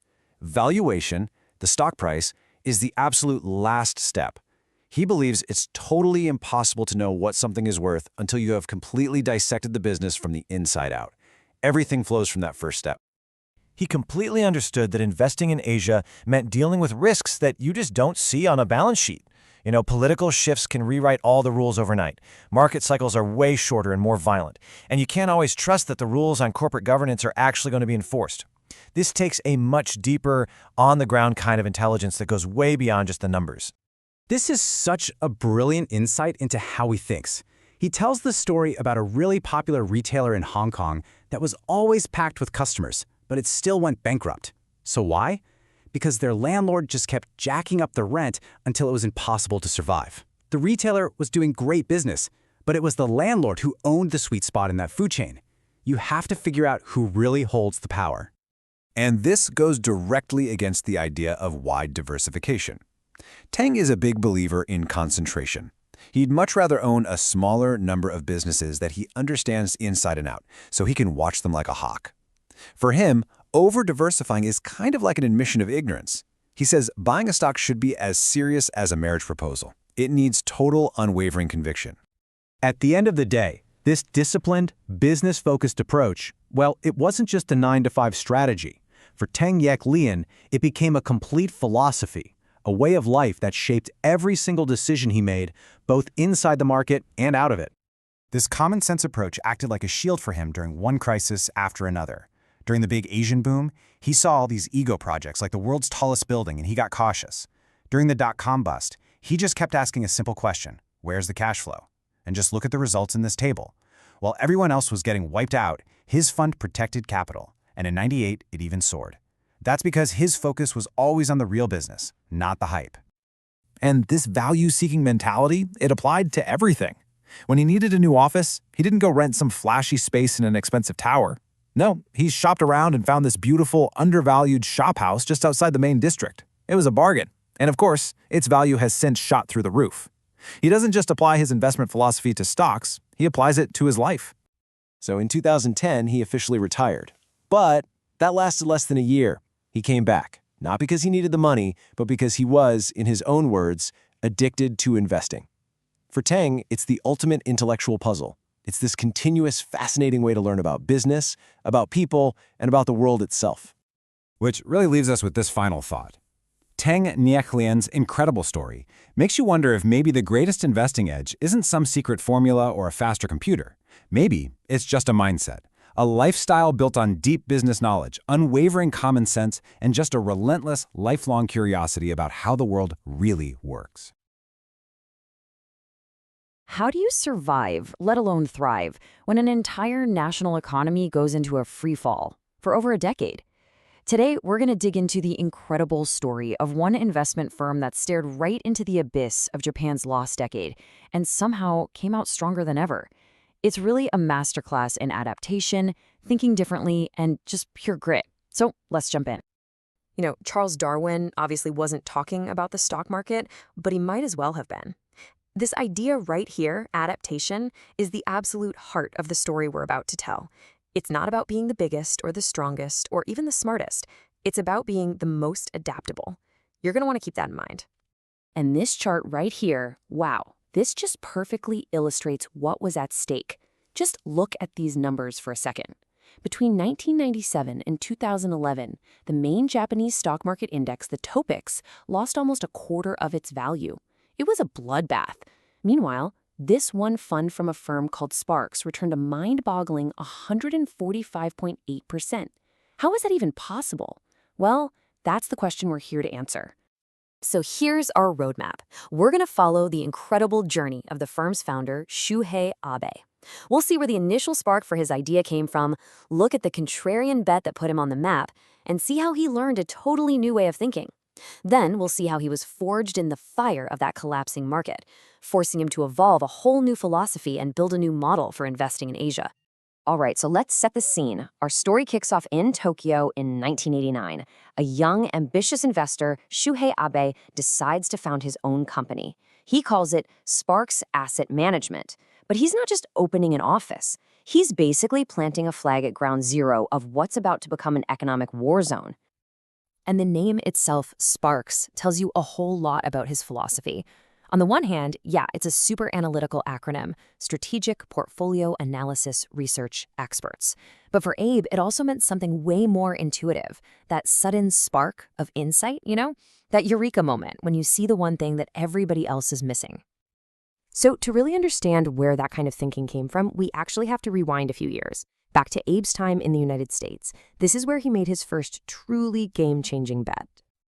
Okay, so check this out. This is basically his brilliant logic broken down. At the time, everybody looked at Japanese railway companies and just valued them on their earnings, their PE multiples, standard stuff. But Abe, he dug way deeper. He found that because of some old, weird accounting rules, these companies were sitting on enormous plots of prime real estate that were on the books for pennies on the dollar, what they paid decades ago. His insight was simple but totally profound. The real value of their land was worth way, way more than their entire stock price. It was a classic case of value just hiding in plain sight. So what do you do when you find something like that? Abe writes up a super detailed report and sends it off to 10 of the biggest investors he could think of. 9 of them, crickets, nothing. But one person replied, the legend himself, George Soros. After a single 2-hour meeting, Soros was so blown away by the analysis that he gave Abe $100 million to manage. Now that is how you know you're onto something big. In that relationship he built with Soros, it wasn't about learning some complex financial models. No, it was about absorbing a completely new way of seeing the market. It was a mindset that was fundamentally totally different from what was common back in Japan. And this is the crucial part. Soros taught him how to think like a contrarian, how to confidently bet against the crowd. He learned to feel the rhythm of market cycles, the waves of greed and fear. And he even learned how to prepare for and maybe even profit from a bubble bursting. This was an education you just couldn't get from any textbook. And the difference between these two approaches was just night and day. The old-school Japanese view was all about focusing on the big, famous blue-chip companies like Sony or Toyota and using simple metrics. Ada learned the Western model, which was, forget the famous name, dig into the balance sheet of any company, find those hidden assets and come up with your own unique reason to invest instead of just following what everyone else is doing. It was a radical change in perspective. So, armed with this powerful new mindset, Abe goes back to Japan to launch Sparks. And the timing? Oh, the timing. December 1989. I mean, you couldn't make this up. It was, to the month, the absolute peak of Japan's massive asset bubble. It was quite possibly the single worst moment in modern history to start an investment firm in Japan. And wouldn't you know it, the market immediately turned on him. The main index started a collapse that would go on for years. For a little while, his focus on smaller companies helped him tread water, but by 1993, that market collapsed too. Abe himself said that his company's chance of survival was, quote, close to zero. The pressure must have been just immense. But here's the thing. Even in the worst of it, his value strategy was working, at least relatively speaking. In 1997, a truly brutal year, the market fell 41%. Sparks was down only 20%. Now, on paper, that's a massive outperformance. But in the real world, this created a huge problem. And Abe himself just put it perfectly. Telling a client that you lost less of their money than the other guy is, well, it's cold comfort. They're still losing money, and they are definitely not happy. He realized that just being a better stock picker wasn't enough. When every ship is sinking, being on the one that's sinking the slowest doesn't really help. You need a whole new solution.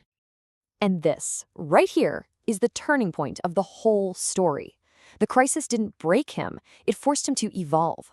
He had to figure out an answer to a question that basically defied all conventional wisdom. And the question was this. In an economy where prices are actually falling, where every textbook says you shouldn't own stocks at all, how do you possibly make money for your clients? I mean, how do you deliver a real positive return when the entire tide is going out? The answer was to completely change the game. So in 1997, Sparks launched what's called a long-short fund. This meant they didn't just buy stocks they thought were cheap. That's the long part. They also started to actively bet against stocks they thought were way too expensive by short-selling them. This gave them a way to generate returns whether the market was going up or down. As long as their good ideas did better than their bad ideas, they could make money. They had finally adapted to their new hostile environment. This whole evolution was guided by a handful of core principles he lived by. First, focus. Become an absolute master of your niche. Second, vision. Be able to see future consequences, not just what the past data tells you. Third, have a system, a repeatable, disciplined process so emotion doesn't screw you up. And maybe most importantly, humility. Knowing that luck is always a factor and that overconfidence will kill you. And he built a whole culture around these ideas. He started this thing called the Buffett Club. Every Thursday morning at 7 a.m., the team would get together, and their only job was to challenge each other's ideas, to poke holes in them, to debate them. This wasn't a polite chat over coffee. It was a furnace designed to test every single investment thesis, asking brutal questions before a single dollar of client money was on the line.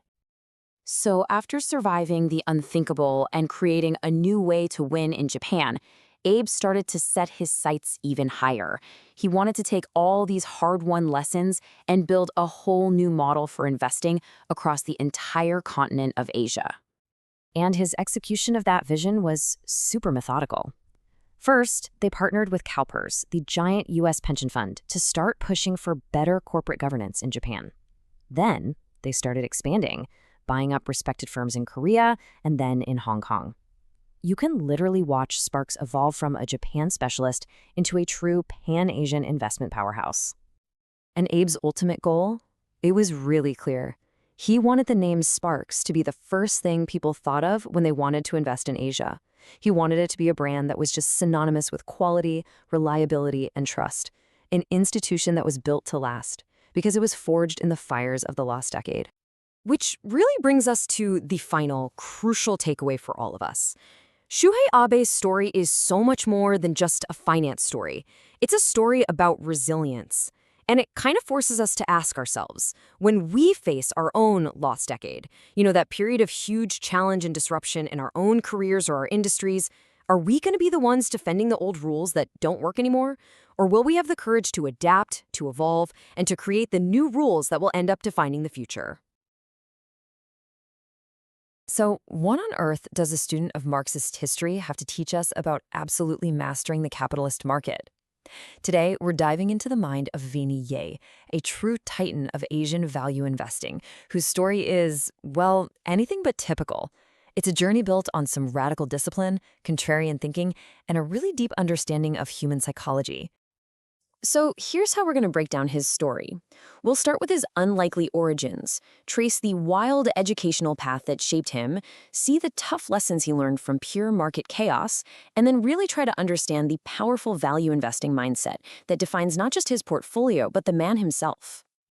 Okay, so how do you even measure V-Nee's success? Let's just start with one number, a number that tells a pretty powerful story.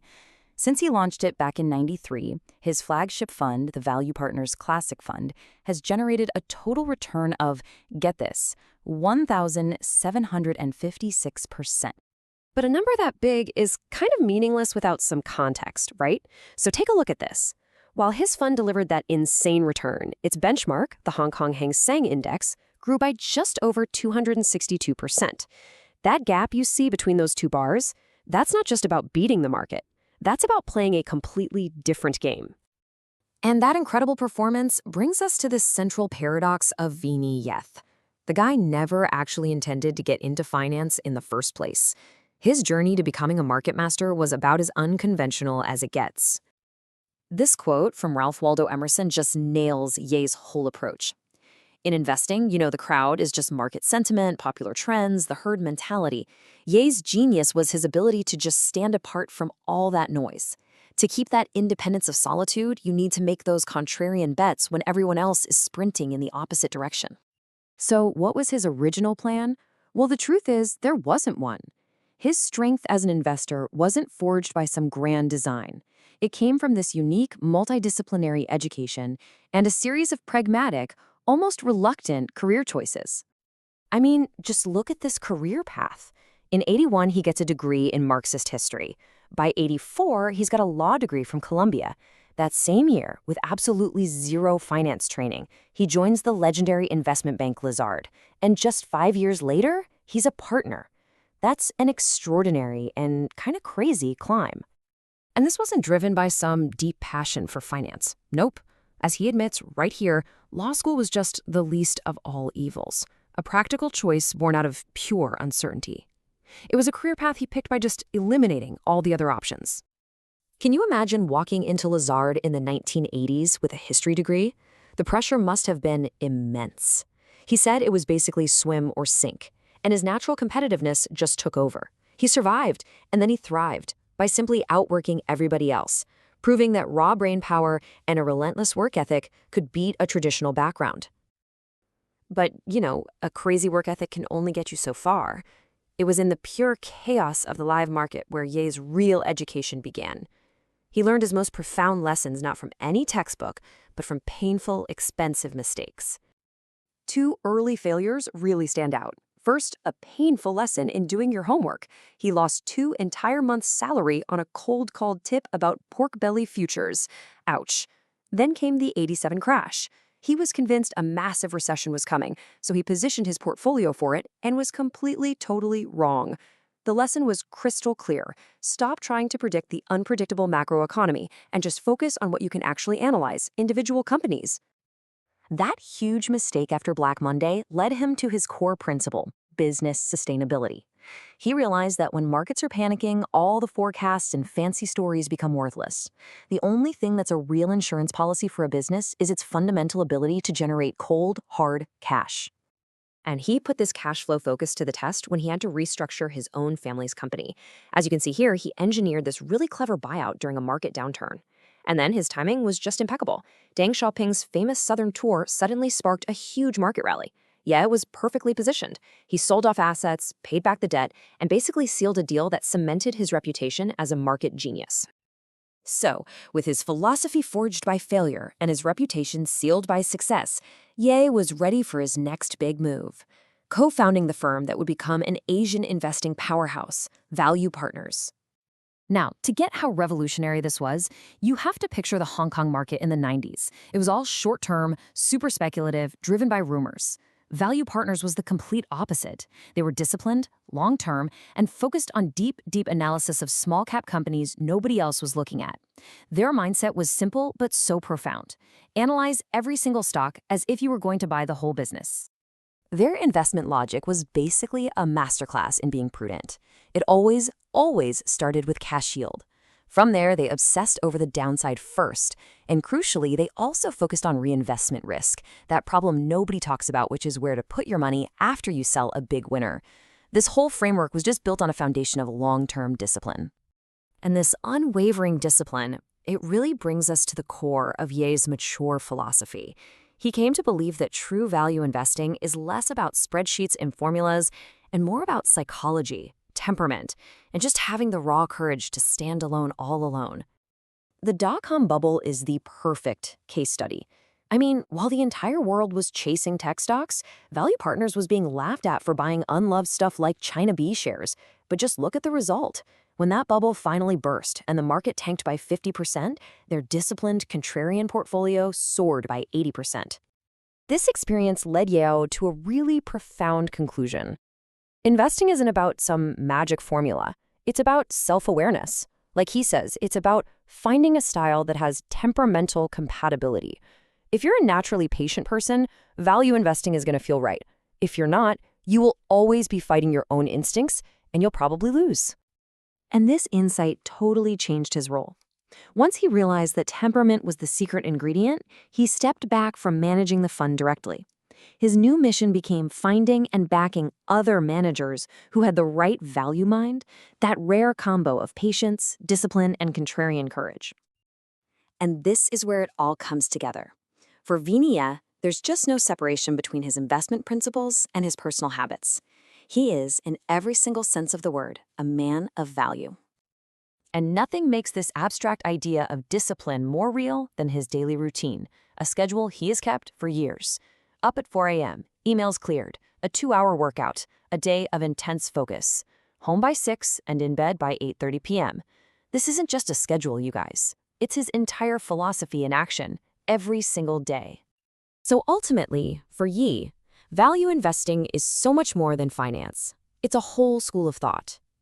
By starting from a place of conservatism, of fairness and integrity, you end up cultivating these qualities like prudence and independence that shape you not just as an investor, but as a person.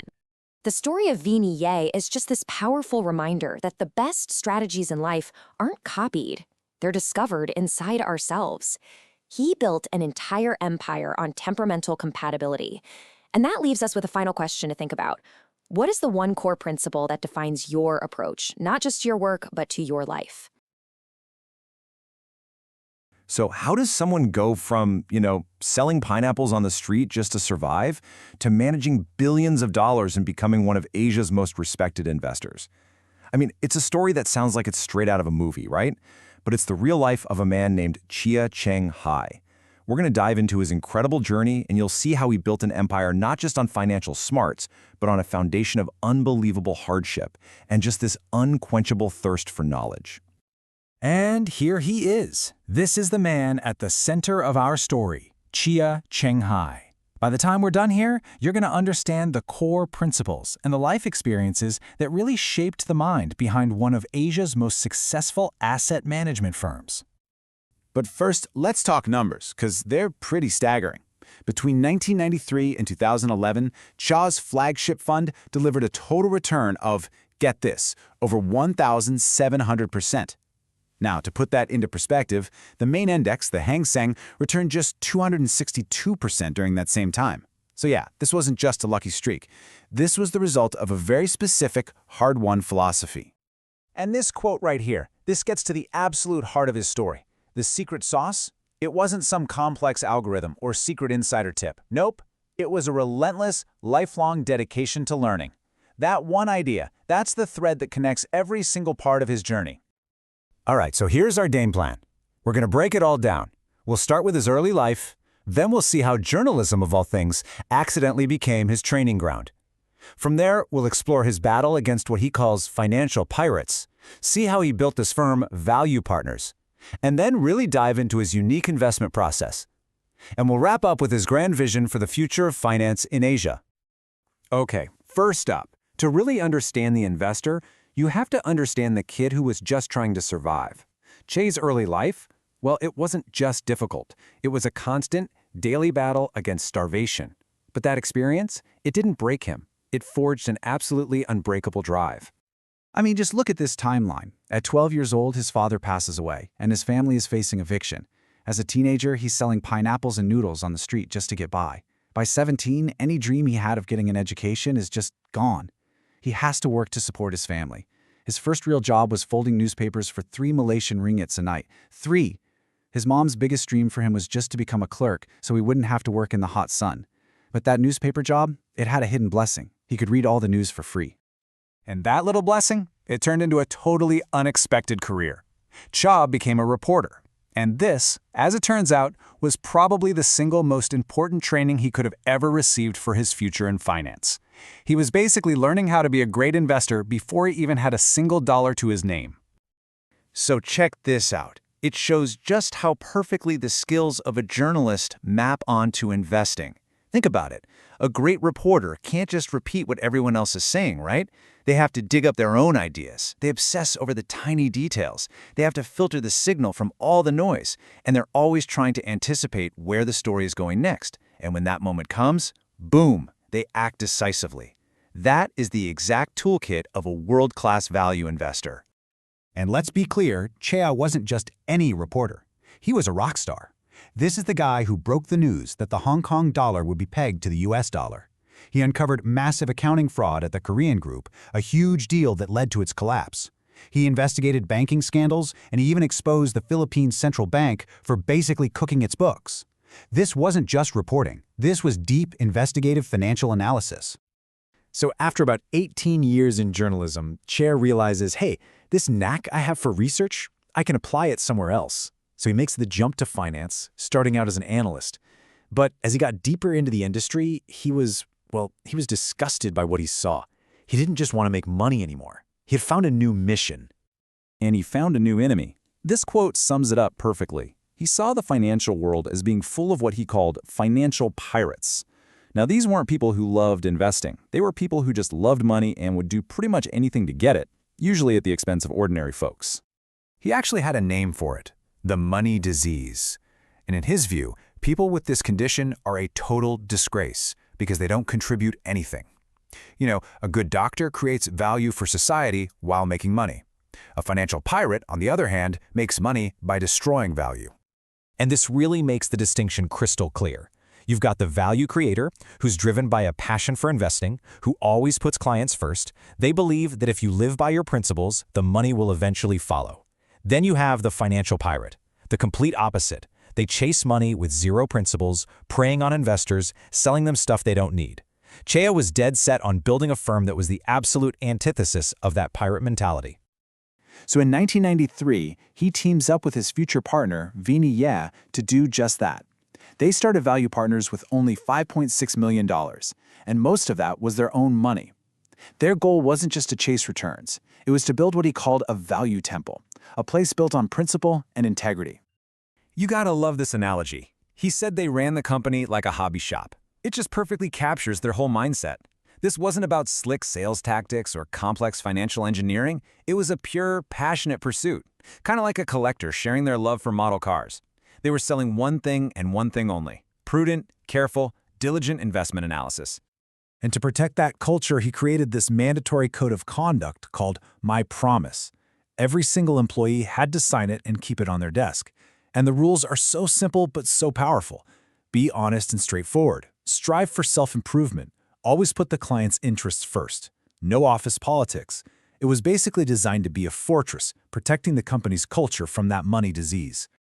His hiring philosophy was also built on 2 key traits: learnability and teachability. It's actually pretty simple. 1, can you learn new things with an open mind and a little humility? And 2, just as important, are you willing to teach what you've learned to others? This approach made sure the firm was a constantly evolving, collaborative team, not just a collection of giant egos. Okay, so having a great culture is one thing, but how do you actually deliver those market-crushing returns year after year? Chia's ultimate goal was to industrialize the whole investment process. He wanted to create a system, A factory, really, that a team could execute over and over again to get extraordinary results. And the core of this industrialized system is it's beautifully simple. He divided the entire stock market into just 3 categories. First, you've got Category 1. These are the undervalued, out-of-favor stocks that nobody likes. That's your buy zone. Then, Category 2. These are the fairly valued stocks that all the analysts are recommending. Here, you need to be skeptical. And finally, Category 3. The hot, overvalued concept stocks that even taxi drivers are talking about. That's your sell signal. The whole game was simple. Buy Category 1, wait for it to become Category 2, and then sell before it ever hits Category 3. But even with this incredibly disciplined system, Che was so humble about his own success rate. He did an internal analysis and it showed that roughly a third of his investment decisions were just flat out wrong. Another third were kind of neutral, neither good nor bad. Only 1/3 were actually spot on. So the key to winning wasn't about being right all the time. It was about making sure that when you were wrong, you minimized the damage. And this quote, which is his spin on Socrates, just sums up that humility perfectly. The most dangerous thing in investing is thinking you know everything. True strength and true wisdom comes from knowing what you don't know, because that's what keeps you learning, and that's what helps you avoid those huge, catastrophic mistakes. Now, as Value Partners grew into this absolute powerhouse, Chia's vision started to expand beyond just his own firm. He saw the incredible economic rise of China and realized that his life's work had a new and even bigger purpose. And this is really where his story comes full circle. He looked at China's booming economy and saw that its financial system was still, in its infancy. A whole new generation of investors was popping up, and their brand new wealth made them perfect targets for the exact same financial pirates he'd been fighting his whole career. So his new mission was to help build what he called China's 5th modernization, the modernization of its financial markets, and to protect these new investors by teaching them the real principles of value investing. So it really leaves us with this one big question. Chia Cheng Hai's life seems to teach us that success isn't always about being the smartest person in the room. Maybe it's about having the strongest character, the most humility, and above all, the discipline to just follow a process, day in and day out, and filter out all the noise that trips everyone else up. Maybe in investing and, in life, that's the most powerful competitive advantage of all. Welcome to our explainer. We're often led to believe that successful investing is all about complex math and some kind of secret formula. But what if the collected wisdom of the world's greatest investors points to something else entirely, something you're just not going to find on a spreadsheet? Okay, so starting with a Rudyard Kipling poem might seem a little strange for a lesson on finance, I get it, but honestly, these lines are a near-perfect blueprint for an investor's mindset. Keeping your head when all about you are losing theirs, that's not just pretty poetry. That's literally the job description for anyone trying to build real long-term wealth in markets that are, let's face it, pretty volatile. Yeah, we're taught from day one that investing is this game of spreadsheets and algorithms. But what if the most crucial variable isn't in the numbers at all, but staring back at you in the mirror? Today, we're digging into the one quality that truly separates the legends from everybody else: temperament. So the first and maybe the most foundational idea from these investing legends is this: there is no single right way to invest. Nope, there's only the right way for you. And that means before you ever even think about analyzing a stock, you first have to analyze yourself. Investor V-Nee really just puts it bluntly: your strategy has to match your personality.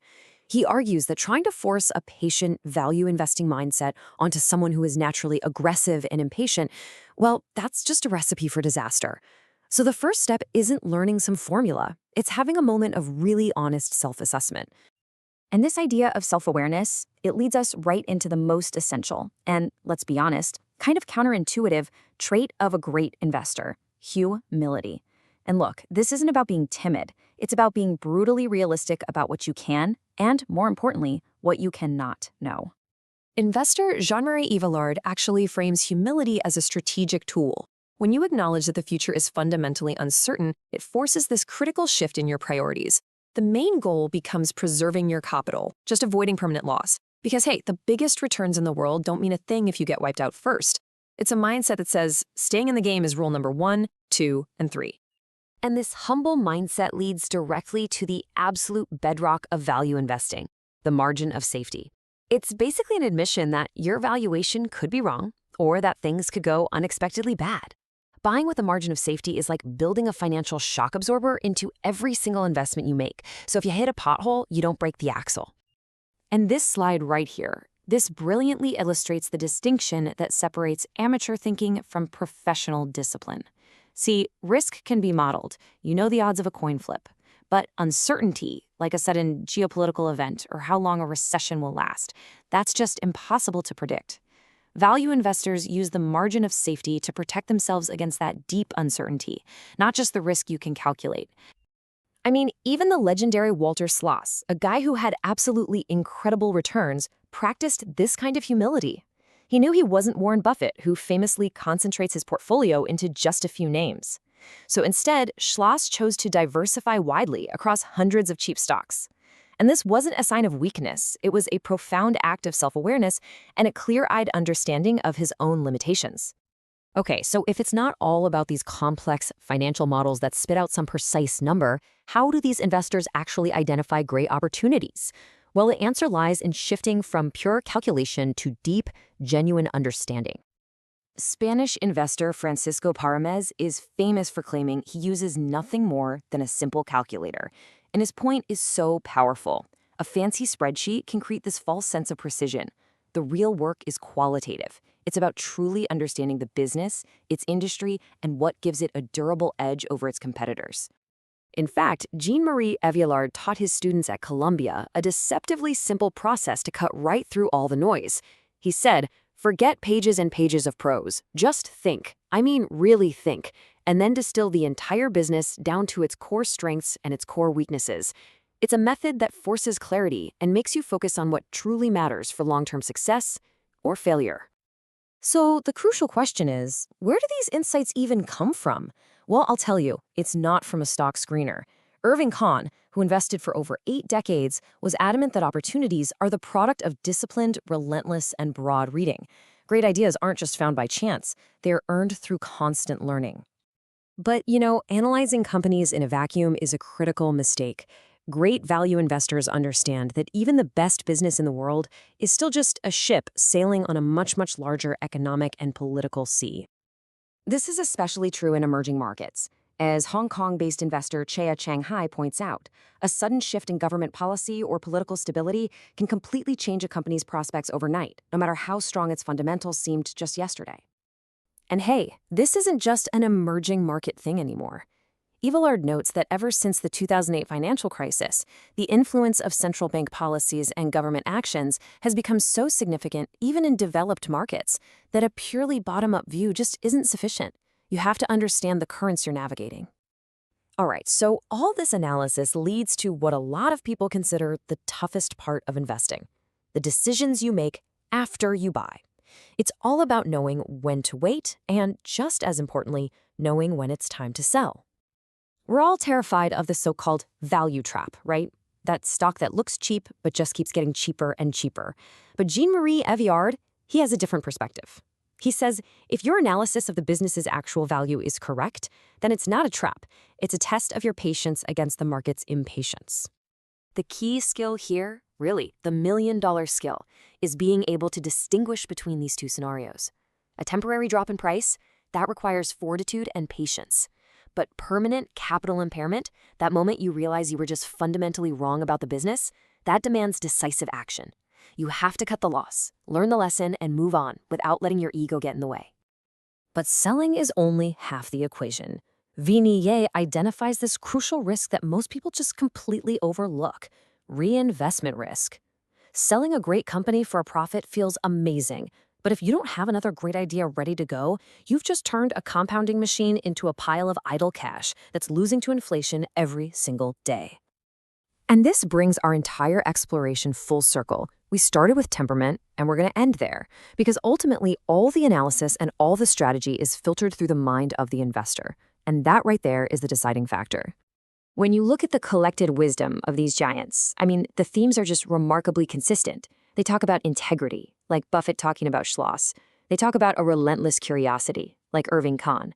And it all culminates in the ultimate warning from the father of value investing himself, Benjamin Graham. Your biggest risk isn't the market. It's your own emotional and psychological flaws. So the ultimate lesson from the world's best is this: the path to becoming a great investor doesn't start with mastering spreadsheets. It begins and it ends with the far more difficult challenge of mastering yourself. And that leaves one critical question for all of us to answer. Is our greatest challenge really the market, or is it the person in the mirror?